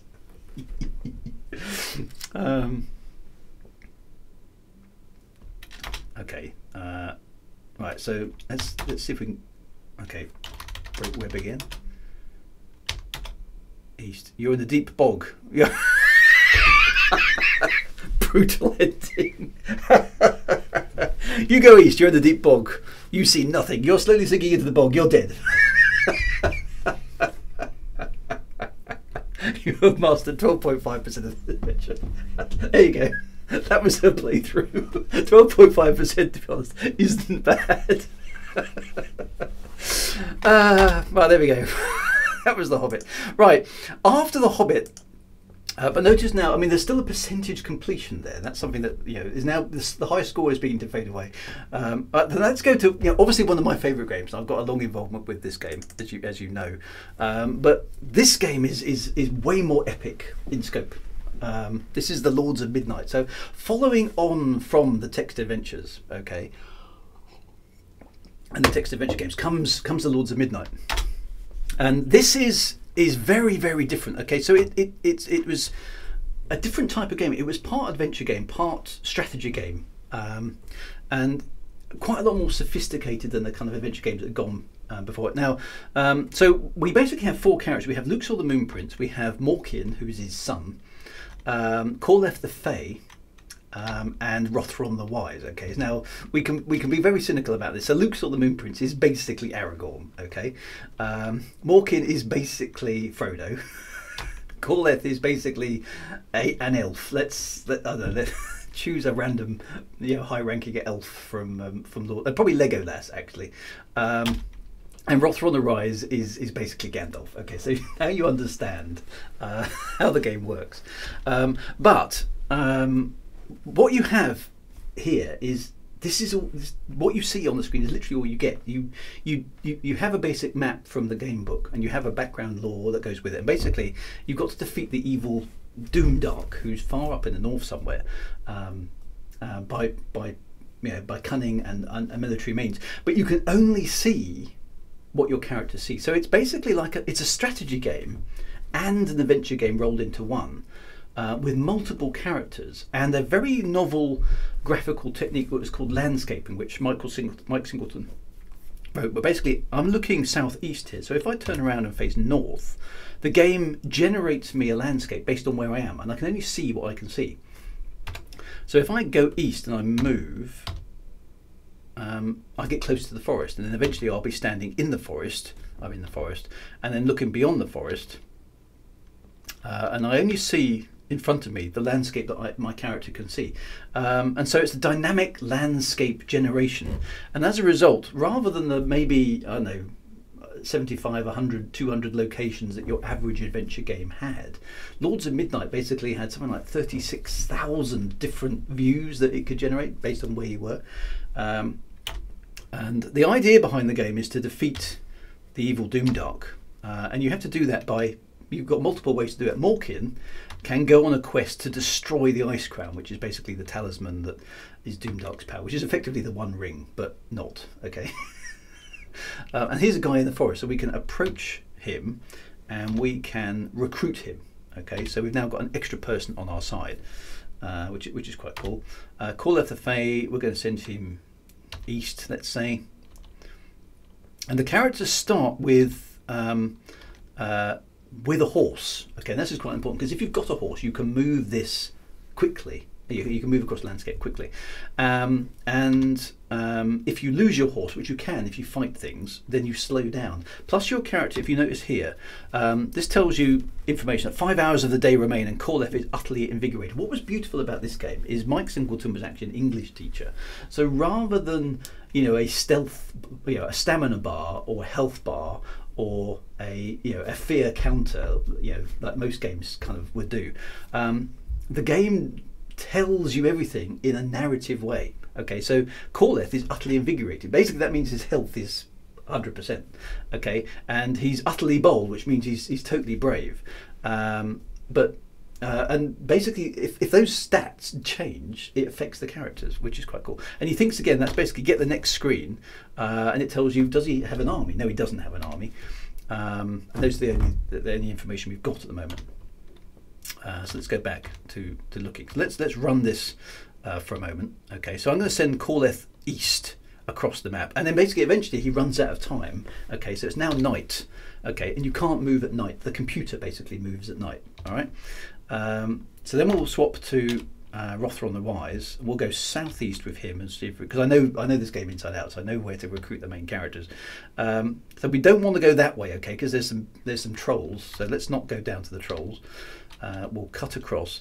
We're not going to quite make that today. So Luxor's moved, Wilkins moved, Corleth has moved, and Rothron has moved. Okay, so everybody we've got, apart from Shadows, which we can select from here, he hasn't moved. So I'm going to send him east as well. Now he really, really needs a horse. So I'm going to see if I can find the horses. And there's just there's just wolves everywhere, which is really annoying. So let's go through the. If we end up in a space where there's some wolves, all right, we have to fight the wolves. Okay, so notice here. Okay, so he slew the wolves, but 3 hours of the day remains, and Shadows is quite tired already. So he starts a bit knackered. Poor old Shadows. Okay, so we've gone southeast, and we're not. He hasn't quite found. Let's fight the wolves. Get rid of the wolves, so we'd have to deal with them tomorrow. Okay, so and then we'll go back to Luxor. Then we press night. Okay, now the computer moves its stuff. All right, night has fallen and the fowler abroad. 1 day has passed since the War of the Solstice. It's all very epic. It's all very epic. And even the font. So we notice the font has been redesigned. So the basic Spectrum font has been made to look epic. It's little touches like that which really set these games apart. So we have to wait now while the computer processes whatever the computer's doing, and at this stage the computer's got loads and loads and loads and loads of armies, so it takes it a while to figure out where it's going to move. And then look, and then it gives you some sort of narrative as well. Basically, the bloody sword of battle brings death in a domain of blood. Okay, so all that tells you is somewhere there's a battle going on in the domain of that, and that's all the clues that you get. What's dawn? There we go. So it's new day. Now you can see there on the horizon one of the enemy armies, and we are standing in the plains of blood, so we know there's a battle going on somewhere near where one of our characters is. But you can only see, the beauty of this game is it's like playing chess on a board, but you can only see what the characters can see from their perspective. So I happen to know this is the Keep of Blood, who's a good guy. Okay, so he's a good guy to have in a fight. And you can see those are the enemy armies. They're already on the move into your territory, so you don't get very long. In fact, you get no time at all in order to set yourself up to start defending it. And basically, unless you're really, really, really good at this game, if you try and make a stand here at this point in the game against the enemy, you'll get wiped out because the enemy army is ridiculously, invincibly strong at this point. But what we can do here is I can recruit the Lord of Blood, who's in my head is basically Scottish. Okay.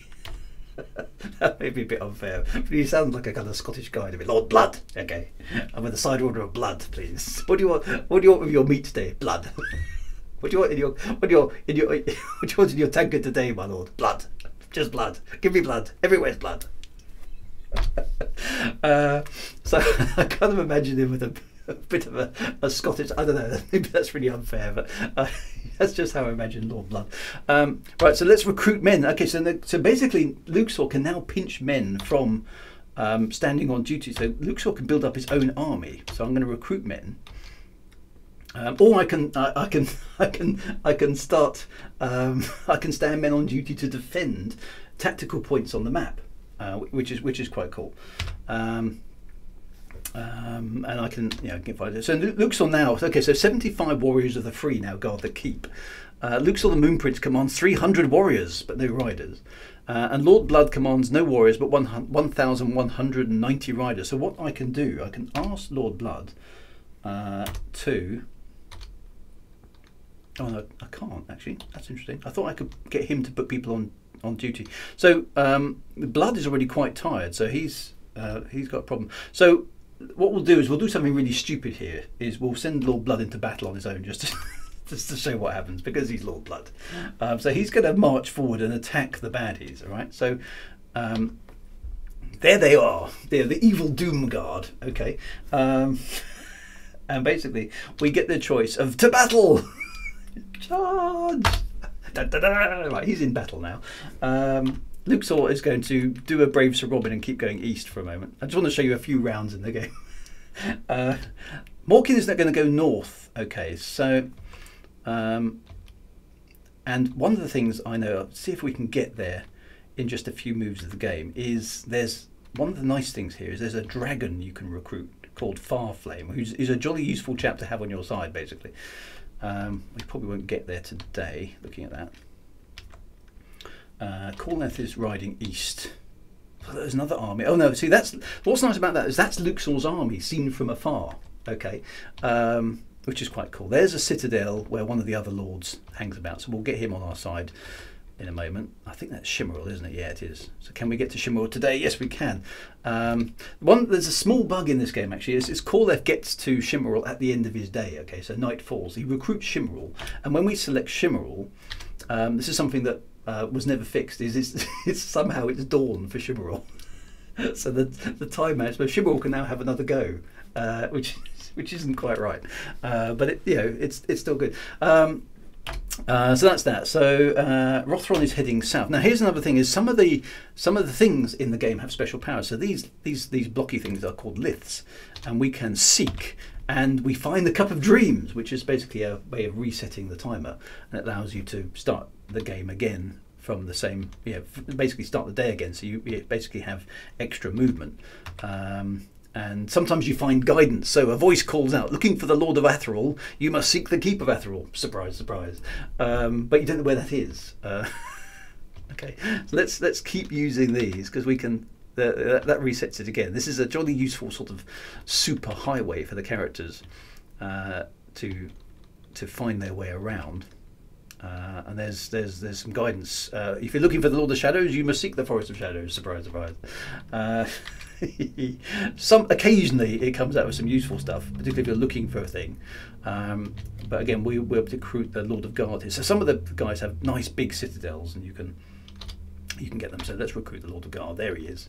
Right. So then we can keep moving him, etc., etc., etc. So I won't concentrate too much on the other characters right now. So let's go back to Luxor. Let's press Night again. Let the computer do its move, and we'll find out what happened to Blood. Poor old fella.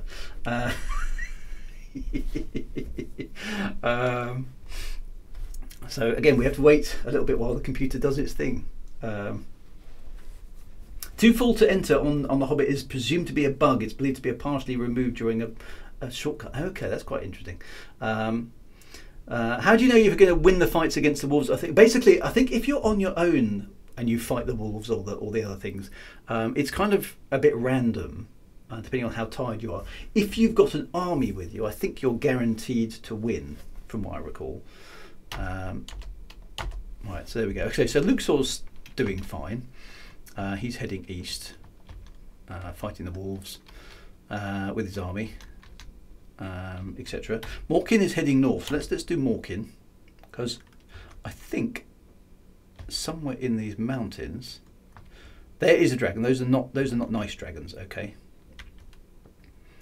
There's a lake. So it takes you a while to get through. Now the problem here is that there's enemy armies already in the locale, so Morkin's going to be in trouble. We can get some refresh from the waters of life. That's good. Calleth the Fae. We can send him into the forest, I think. Now this might be a problem. Okay, so I've just gone into some wolves and I don't have an army, so this could be the end of Calleth. It is! This is the non-canon ending. So that's just okay. The wolves slew him. That's it. Game over. It's again pretty brutal. What happens if you don't want Dawn? I don't think the game will advance if you don't do Dawn. I don't think so. Anyway, Rothorn's done his thing. What's happened to Blood? Okay. Oh, he's still alive. This is good. So what happened to him? Okay. It is dawn and Blood is tired. He thinks again. And this is again the nice narrative way. Okay. In the Battle of Blood, Blood lost 230 riders. Blood alone slew 50 of the enemy and his riders slew 930. The battle continues. Hurrah! Okay, so we're winning at the moment. We'll let him fight on. Callip's already dead, poor fella. It's a pretty ignominious end. He's dead. Wolves slew him. Right, onwards we go. So you make a tactical error and it can really bite you back, because in the early part of the game, the thing is that you have to be able to recruit a lot of people to your side. You need a lot of characters to do that. Otherwise, you just run out of time. So losing a character like that early on in the game is very, very bad. So you've got to look after your characters basically. But if you give them a small army, maybe just 10, 100 men, then they become immune to the wolves and things like that. So yeah, Bloody Sword the battle. Now this is quite an interesting little quirk as well. If there's more than one battle, it repeats itself. So it says the Bloody Sword the battle brings death in the domain of blood and of blood. There's 2 battles in Blood. Do you want Dawn? Yes, we do. Right, so let's see if we can find somewhere up here. Oh no, so the enemy's already reached this point on the map, somewhere up here, and I can't remember exactly where is a dragon. I need Kelly Bagler. Why isn't Kelly Bagler? Where is Farflame the dragon? Has he already been got by this point? Because there's enemy armies everywhere. I can't maneuver for enemy for enemy armies. I'm gonna have to go through the mountains of Dodrak where there's some hostile dragons, which isn't good for Morkin. I don't know where he's gone. Maybe he's already been killed. Or maybe I'm not quite in the right place.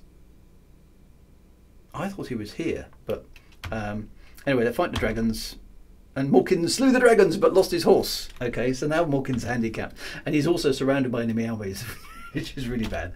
On his quest, how did Blood do overnight? Okay, in the Battle of Blood. Oh no, it's not going so well now.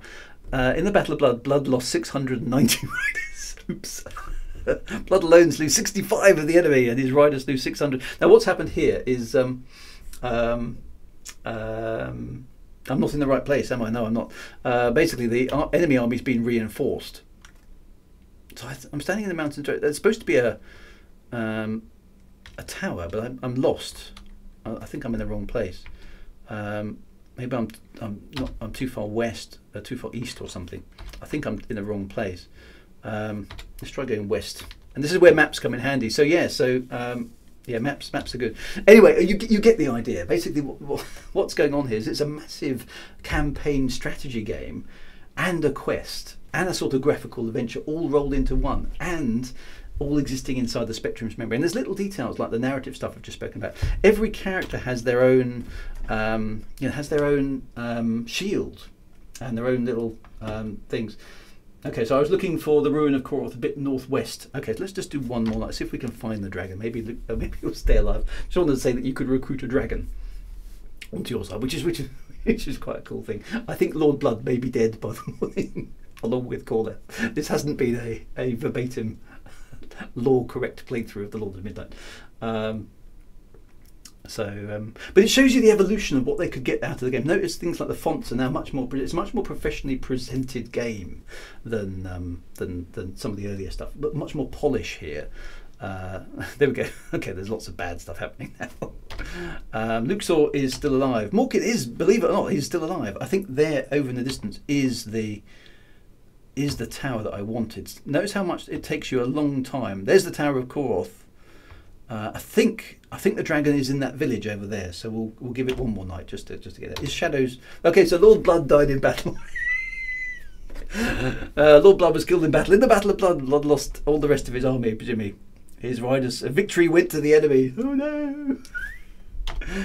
Yeah, it's all going badly wrong. So there we go. But you get the idea. Let's see if we can find the dragon. The one last. Last move. Only 5 days have passed since the War of the Solstice began, and everything is complete calamity. And this game is really hard to start with. It's very, very hard to start with until you get a hang of who's where, what they can do, and what the enemy tries to do. Because basically the enemy descends on you instantly within like 2 days of the game starting, and they're overwhelmingly powerful at the beginning. So it's pretty hard to get going, but it's one of those games which is really worth pursuing. Look, there's battle everywhere now on the map. Frothra on the rise. Is Morkin? Morkin is still alive. Oh, it looks like he's had a fight though. Has he had a fight? Oh no, he hasn't. So did he get moved? What happened there? Okay, so that's the tower. I think. Oh, I thought that was where Kelly Bagler. Where is Farflame supposed to be? I thought he was there. Where's I'm not in the right place. You're looking for the ruin of Koroth. There's the ruin of Koroth. But he's not here. Has he already been killed? Perhaps this does happen. Sometimes some of the characters do die before you can get to them, which is really quite brutal. So there are a bunch of characters. One he's already dead. That's how brutal this game is. Sometimes you don't find out about any of the characters for a while because you hear about them by other people. Oh, did you get with Farflame? Farflame? Oh, he's the dragon up in the things. Oh, you go up there and he's already been killed.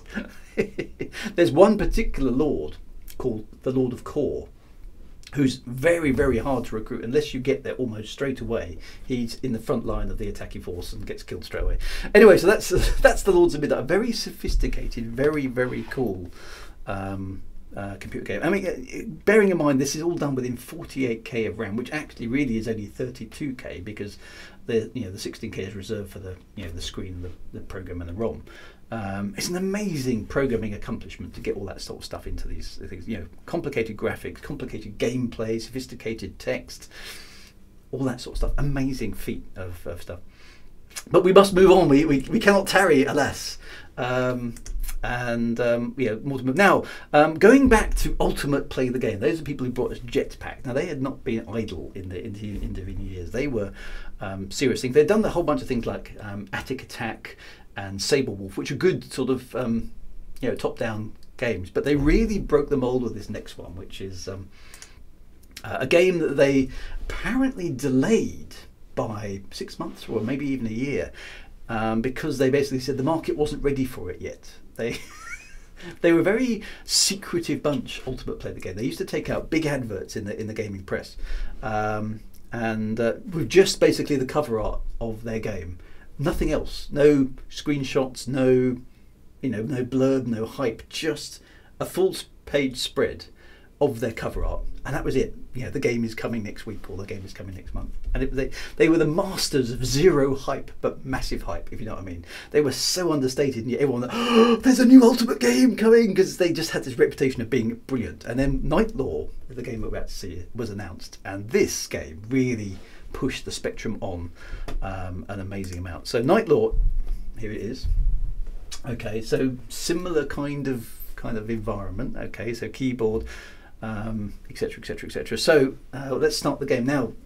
Again, cast yourself back to 1984 as this is. This is moving things on to another level. Here we go. Look at that music. It's 3D. It's isometric gameplay. Okay, so what we can do here is the character is right, let me look at the keys. Okay, there we go. I can basically move around a 3D environment. Okay, with what looks to be and he changes into a werewolf at night, and you've got a timer. Okay, you can see the amount of time you've got left, and that's important because in some rooms, some of the alien creatures react to the werewolf and the explorer differently. So the idea here is that the explorer, after Saberwolf, I think, has been cursed, and he turns into a werewolf every so often. And basically, you can go through these doors. So this isometric gameplay was totally kind of like wow at the time. It's like you can do, and then look, there's literally sprites and things.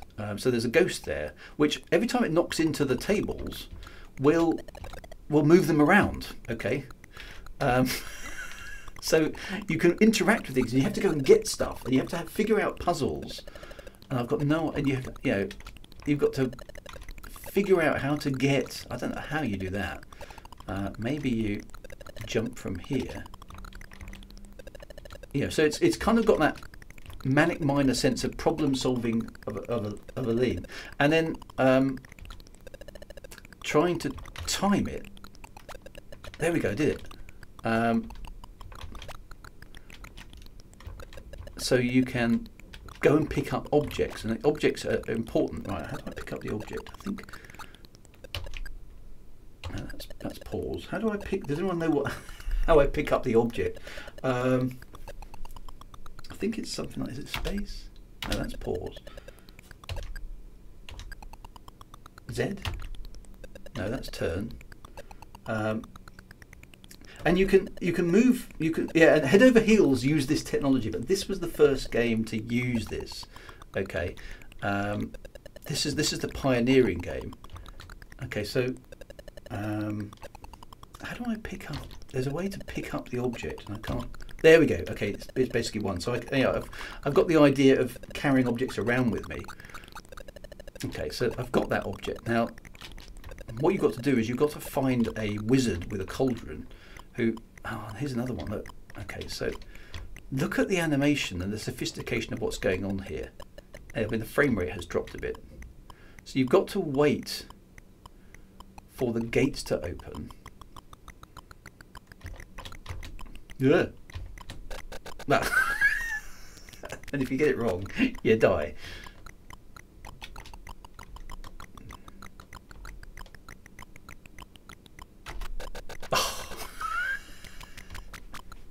It is still pretty brutal gameplay, but it's clever gameplay. There we go. It's like the guard doesn't notice I'm there, so you can sort of sneak along the side. Don't change. Love the animation of him changing. Okay, so we can just hide. Wait, the guard gets out of the way. Hopefully he'll go through in a minute. Going to make it awkward. I'll just sneak through. So there we go, made it. Okay, so and then the frame rate speeds up. Guess the key was always a thing, wasn't it? Okay, so this is a tricky one because it's quite hard to see where jump from there. No. Oh, got it wrong. I don't know if I'm supposed to be on the edge here. There we go. Oh no, don't change when I'm on the block. Okay, so it's got the same sort of skills as Manic Miner, but you have to... There we go. Do it in a 3D environment. It's so clever, and so sophisticated, but it's really quite hard to play. Okay, I don't know what that ghost is doing. Carrying a thing on top of its head. It's got some very weird puzzles. Now I think this one has got exploding tiles.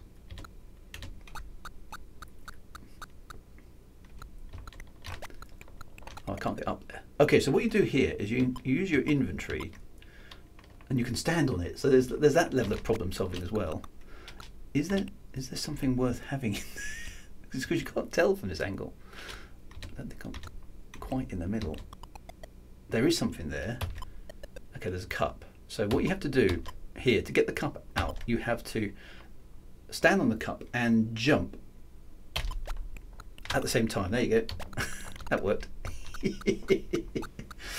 Jumping is hard with these games, yeah. So you get used to it, but you have to really think, what's the perspective? So let's pick that one up again. There we go. Now we've got 2 items. There's probably another one in there. Now I've got a feeling this is one with tiles that go poof. Maybe. Oh no, it sinks.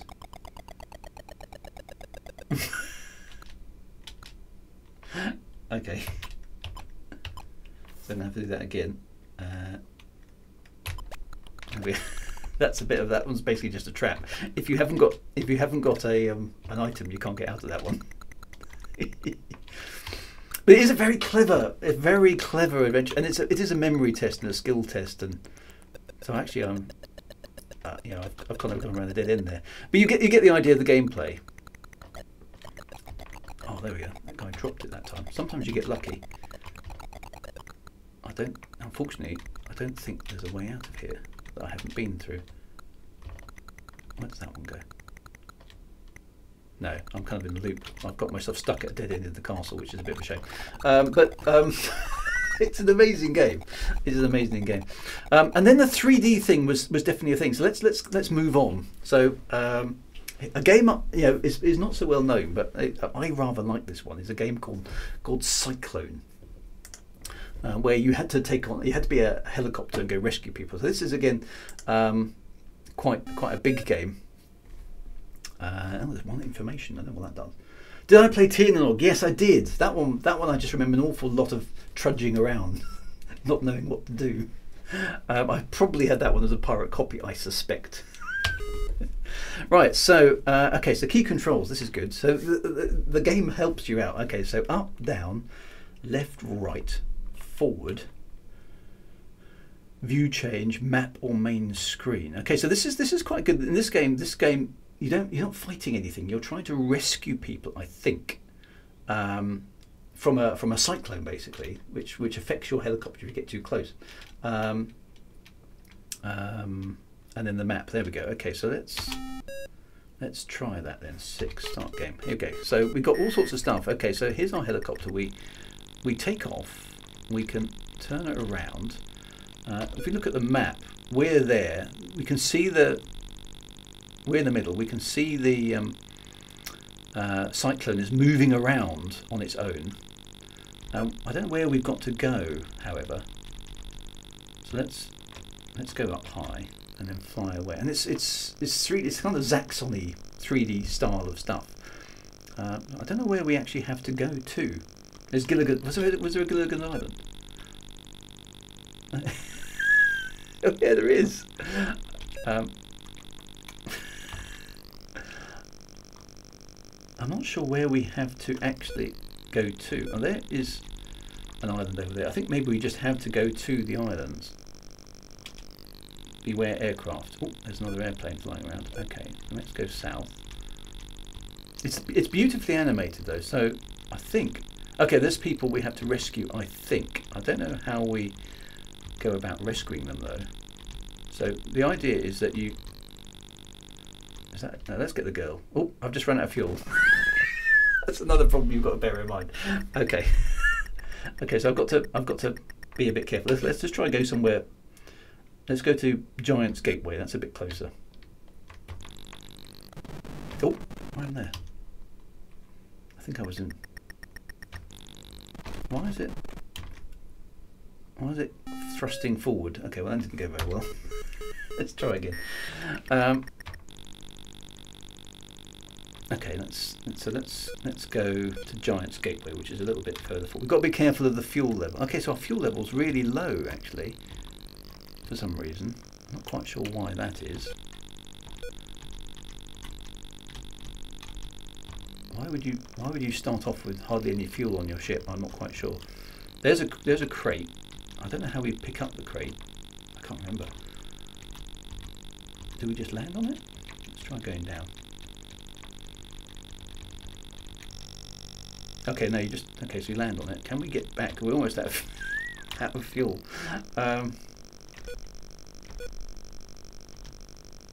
Can we land before we run out of fuel? There's the landing pad. No. I don't know why. Maybe we have to refuel. Oh no, don't take off too fast. Look, there we go. That's how you do it. You've basically got to sit on the pad for a bit. Okay, that's not. Well, now we know that.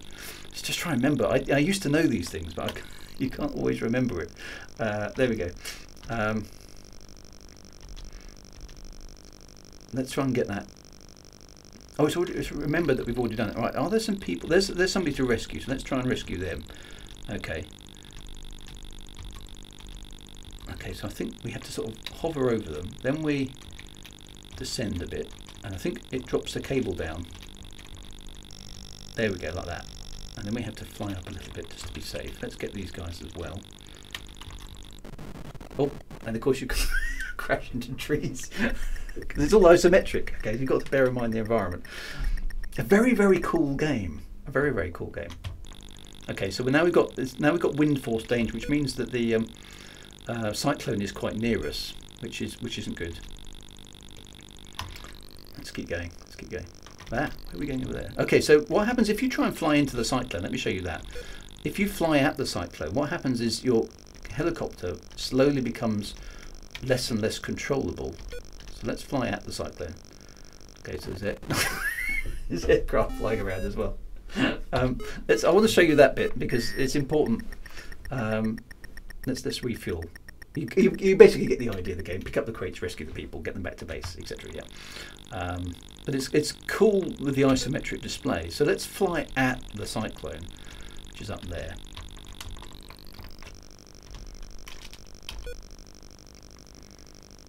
Okay, so we're flying directly towards it. Notice the wind force indicator increases, and then what happens is I can't control the ship. I can't control the helicopter. It's just randomly trying to change its direction. It just becomes. So the game basically the cyclone can sneak up on you.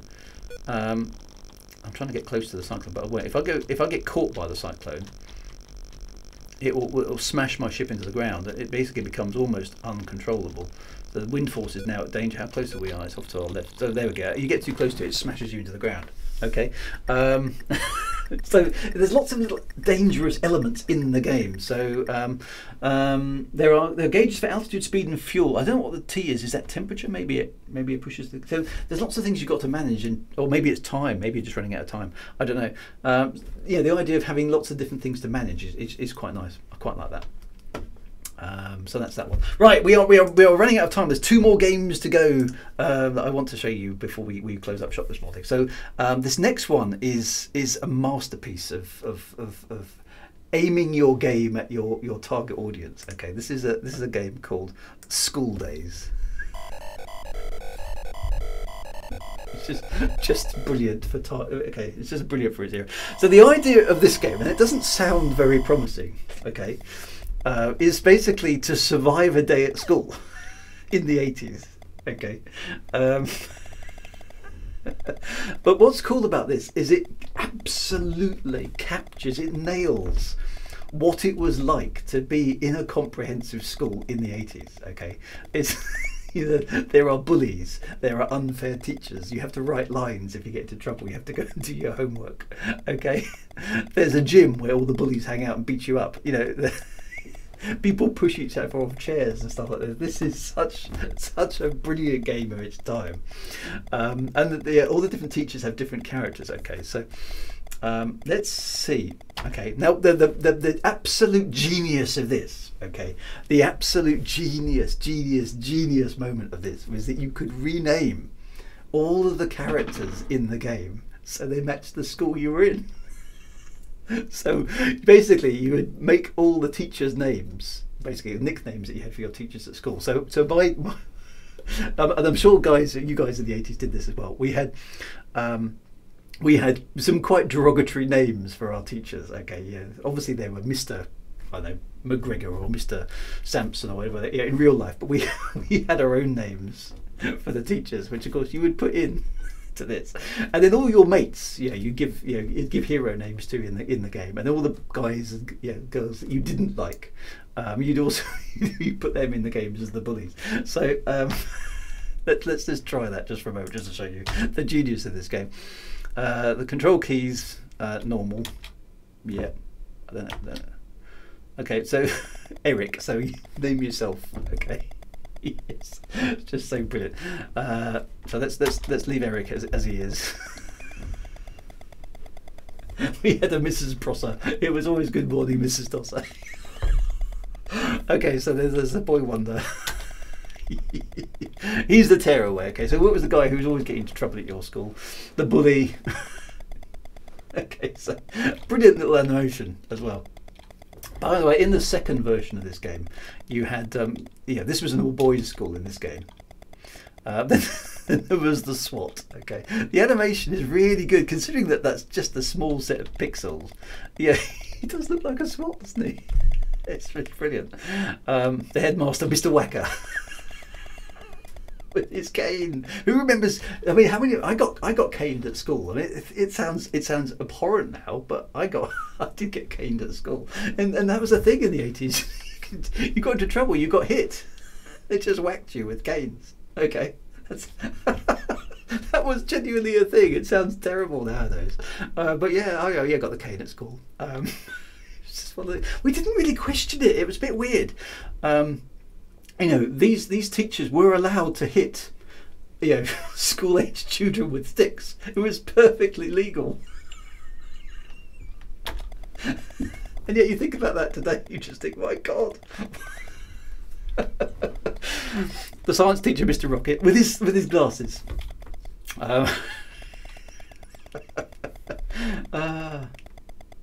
Fantastic. The geography teacher, Mr. Withit. He was the cool guy. Yeah, dear. When teachers were in real control, if you got caned, your dad, and that's the thing. If you got punished at school, it was even worse when you get home because you'd probably face the same thing again. Mr. Creek, the history master. In Sweden, we banned beatings in school in 1958. Had to look up the year. Wow. See, I don't know when it was banned in the UK. Right, so let's try and start the game just to show you what this. Okay, so it's playtime, right? Okay, so there's our hero. We're the one in the middle there, and at the moment it's playtime. Okay, so we can basically do what we want. So we can hang around in the gym. I don't know where we're supposed to go. We can punch and fight each other, as long as we keep out of sight of the of the school teacher. And that we're allowed up the stairs. There we go. That's it, and then we can go up, hang out around the back. So you could basically explore the entire school. And what you had to do, I think, was to light up these shields, but I can't remember how to jump. Oh, there's the. That's right. God, look at the weapon we've got. It's what's that thing called? Oh yeah, you can write things on the blackboard. You can. That's right. There's the geography room. I think that's down. Okay, yeah. So yeah, if we sneak into one of the rooms, I think, yeah, if we go to the front, playtime will be over in a minute. It's a catapult, that's right. Old school rules, okay. I think we're allowed to deface the blackboards. I can't remember how you do it. But you can basically scribble the graffiti on the blackboards. It's such a brilliant. Look, the SWAT's up there in the library. So I don't know which room this is. In a moment, playtime will be over and we'll have to go to a classroom. Is it W to write? Maybe try that. I hate some of this. Oh, there we go. No, look, it has. There we go. I don't know how I get back out of it. I don't know how I delete stuff. How do I clean the board off? I don't know how to get out of this mode. Now I'm in trouble because it's not. It's now I've got to go to the map room and I can't get out of the writing mode. You're getting me into trouble, guys. Hang on, I might have to. Does everyone know how to get out of the writing mode? Enter. Is it? There we go. Well done. Right. Okay. So we now got. Thanks for that. So I don't know how you clear the screen, but right. So now the problem is, and this was a problem in 80s classrooms, is that there aren't enough seats in the classroom for all of the students. So what happens is, if I sit, there we go. I'm ready for the class, right? Okay. The bully's looking for a fight. He keeps punching people. People are chucking catapults and things around. Now here comes Mr. With It. Okay, so he's coming to the classroom. Oh no, I've just been knocked down. Of catapult. Okay, so everyone basically mucks about in the classroom before Mr. With It goes out and gets a breath of fresh air before he. Now the problem is if you get caught lying on the floor because you've just been hit by a catapult, the teacher, right? Okay, so you get this little dialogue. Okay, see, look, I get 400 lines for falling on the floor because I got hit by a catapult, and because I don't get up fast enough. So it's a really hostile game, and if nobody else does. Okay, now the problem is here is that there's too many kids in the classroom. So here's what I have to do. I'm trying, but the problem is there's too many kids. So what happens is I go to the kid at the front, I knock the kid at the front off, he knocks the kid at the back off, and then it all comes forward. Until I get knocked off again. I keep getting lines. And then it's basically, it also chucks you in small little bits of tidbits, whereas the SWAT at the back. Right, so it's now we've got to go to the revision library, and the SWAT is basically still answering the question. Trouble is, it's so like school was in the 80s, all the pushing and shoving and the mucking about with what I don't know what school's like nowadays, obviously, because I haven't been back to school, but it does remind me of school. It's kind of like a and here's lunch. Okay, so here's the lunch room. Let's see if I can get to the library, and then we'll swap on to the last game just to close the script. Oh, I've just been hit. I can't remember what that room's for. Right, so there's another. What's quite clever here is there's another class going on that I don't have to go to. Okay, but there are, and then you can sneak into the, you can sneak into the staff room in there, and you can sneak into the headmaster's office as well, and all sorts of things. Here's the revision library, so we've just got to hang out here and basically fight each other. There's Mr. With It getting. Let's fire the catapult. Oh, that's it. What was the catapult? There we go. What was the catapult again? There we go. It's just spent some time firing the catapult at people. Anyway, that was school day. So the idea is to get all of those shields, okay, and you've got to knock them so that they light up. And then that unlock, because basically the problem is that you've got a really bad report. So what you've got to do is get the combination to open the headmaster's safe to get out your school report, so you can fake that you got an A. That's the purpose of the game. It's quite insane. But a brilliant game, a really British game. I don't think it would necessarily worked in some other countries. It's very, very British.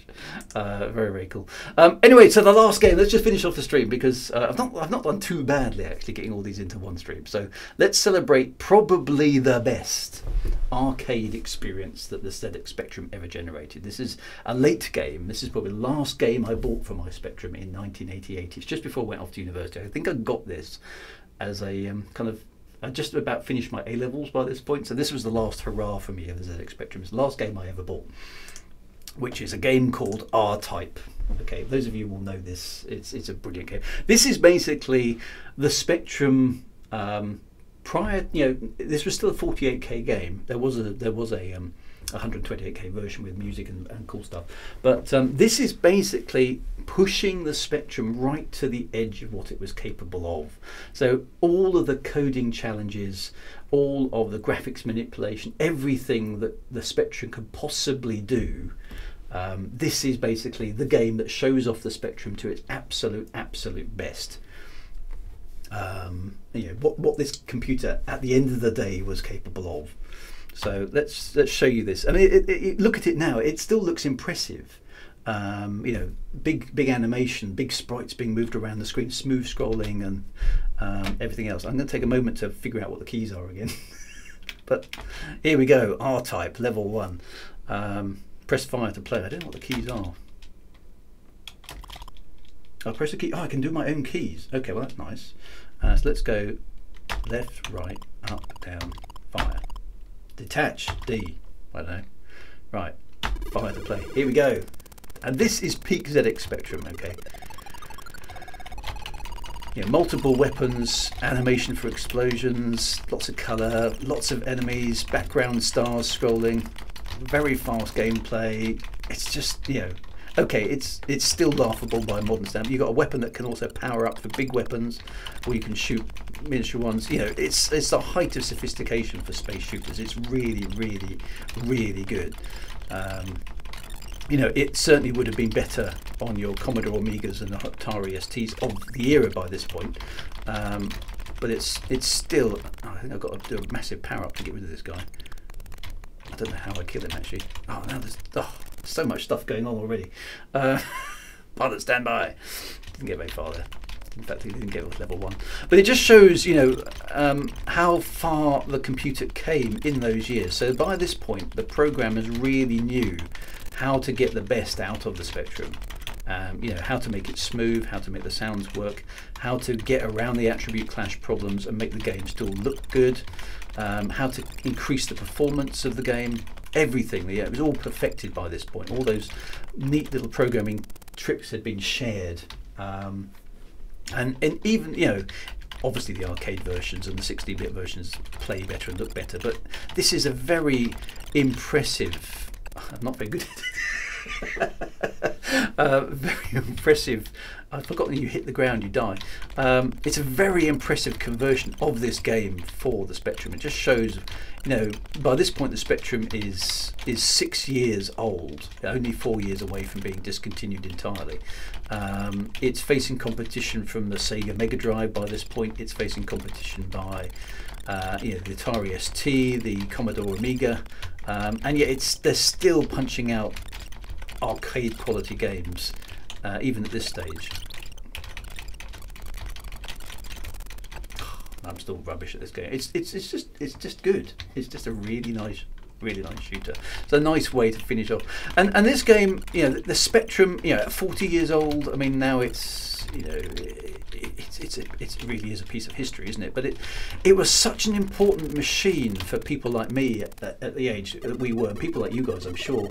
If anybody who played Enter Your Name, Pilot, I don't think I'm anywhere near qualified. Oh, I got into 8th. There we go. Something, I suppose. The animations there on the high score screen. Let's press the fire button. It is back into the the kind of arcadey mode. I don't know if I'm going to be good enough to get any further. Little things like the explosions being animated and stuff. It's very, very, very good.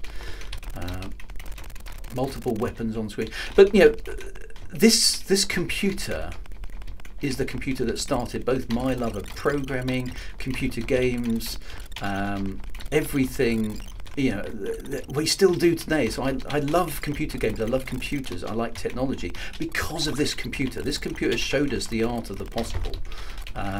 You know, and because you could program it yourself, you could get into it yourself. You could make crappy games yourself and flog them to your mates if you could get away with it. I did write some games. I wrote Space Invader clones and Pac-Man clones to learn how it all worked. You know, to take some of the mystery out of the art of programming. And because the Spectrum was so accessible, you could try things, just give them a whirl, and then you know, once you got beyond the basic, you could start looking at assembly code for the Z80 and making your games performant, understanding how computers really worked. These computers did that for us. They started so many IT careers. And you know, even today, I speak to people and go, you know, what computer did you start on? And 9 times out of 10, oh, I had a Spectrum. So many people in IT today, you know, can basically pass their careers back to this machine and the legacy of this machine. So it's a lovely way to celebrate it now, 40 years later. It was revolutionary. The things it could do, the adventures we had on it, you know, all the swapping of dodgy cassettes in the school library when a new game came out. You know, we were really bad pirates of software. And then the lens lock and all that sort of stuff that happened as a result of those kind of games, and the sheer volume of software that came out for this. You know, some really crappy games, but some games like this, which were, you know, literally arcade quality games on a computer that really wasn't designed for this. Okay, it just showed what the game could do. It's just amazing, really. Anyway, that's probably enough of that. So, you know, just brilliant, and the fact it's 40 years old is just. Just insane to me. Just an absolutely lovely thing. So I hope you have enjoyed a little tour of the ZX Spectrum with me this morning. I hope that was a good way to celebrate 40 years of this amazing little machine.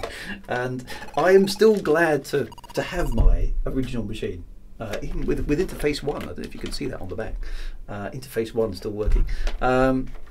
And yeah, it was just an era. It's a great granddaddy of you know, of computers, and just a wonderful memory. You know, if you were there, you understand instinctively what I mean, and hopefully this stream has given you an idea of what we were so excited about back then. And then after the Spectrum comes the Sega Mega Drives and the Atari ST and the Commodore Amiga, the 16-bit stuff with floppy disk drives, and then you get into the PS1 and the PS2, and the gaming really takes off in a big way console-wise in the 90s, and that's an entirely different story. But back in the early 80s, this is where home computer gaming really began, I suppose.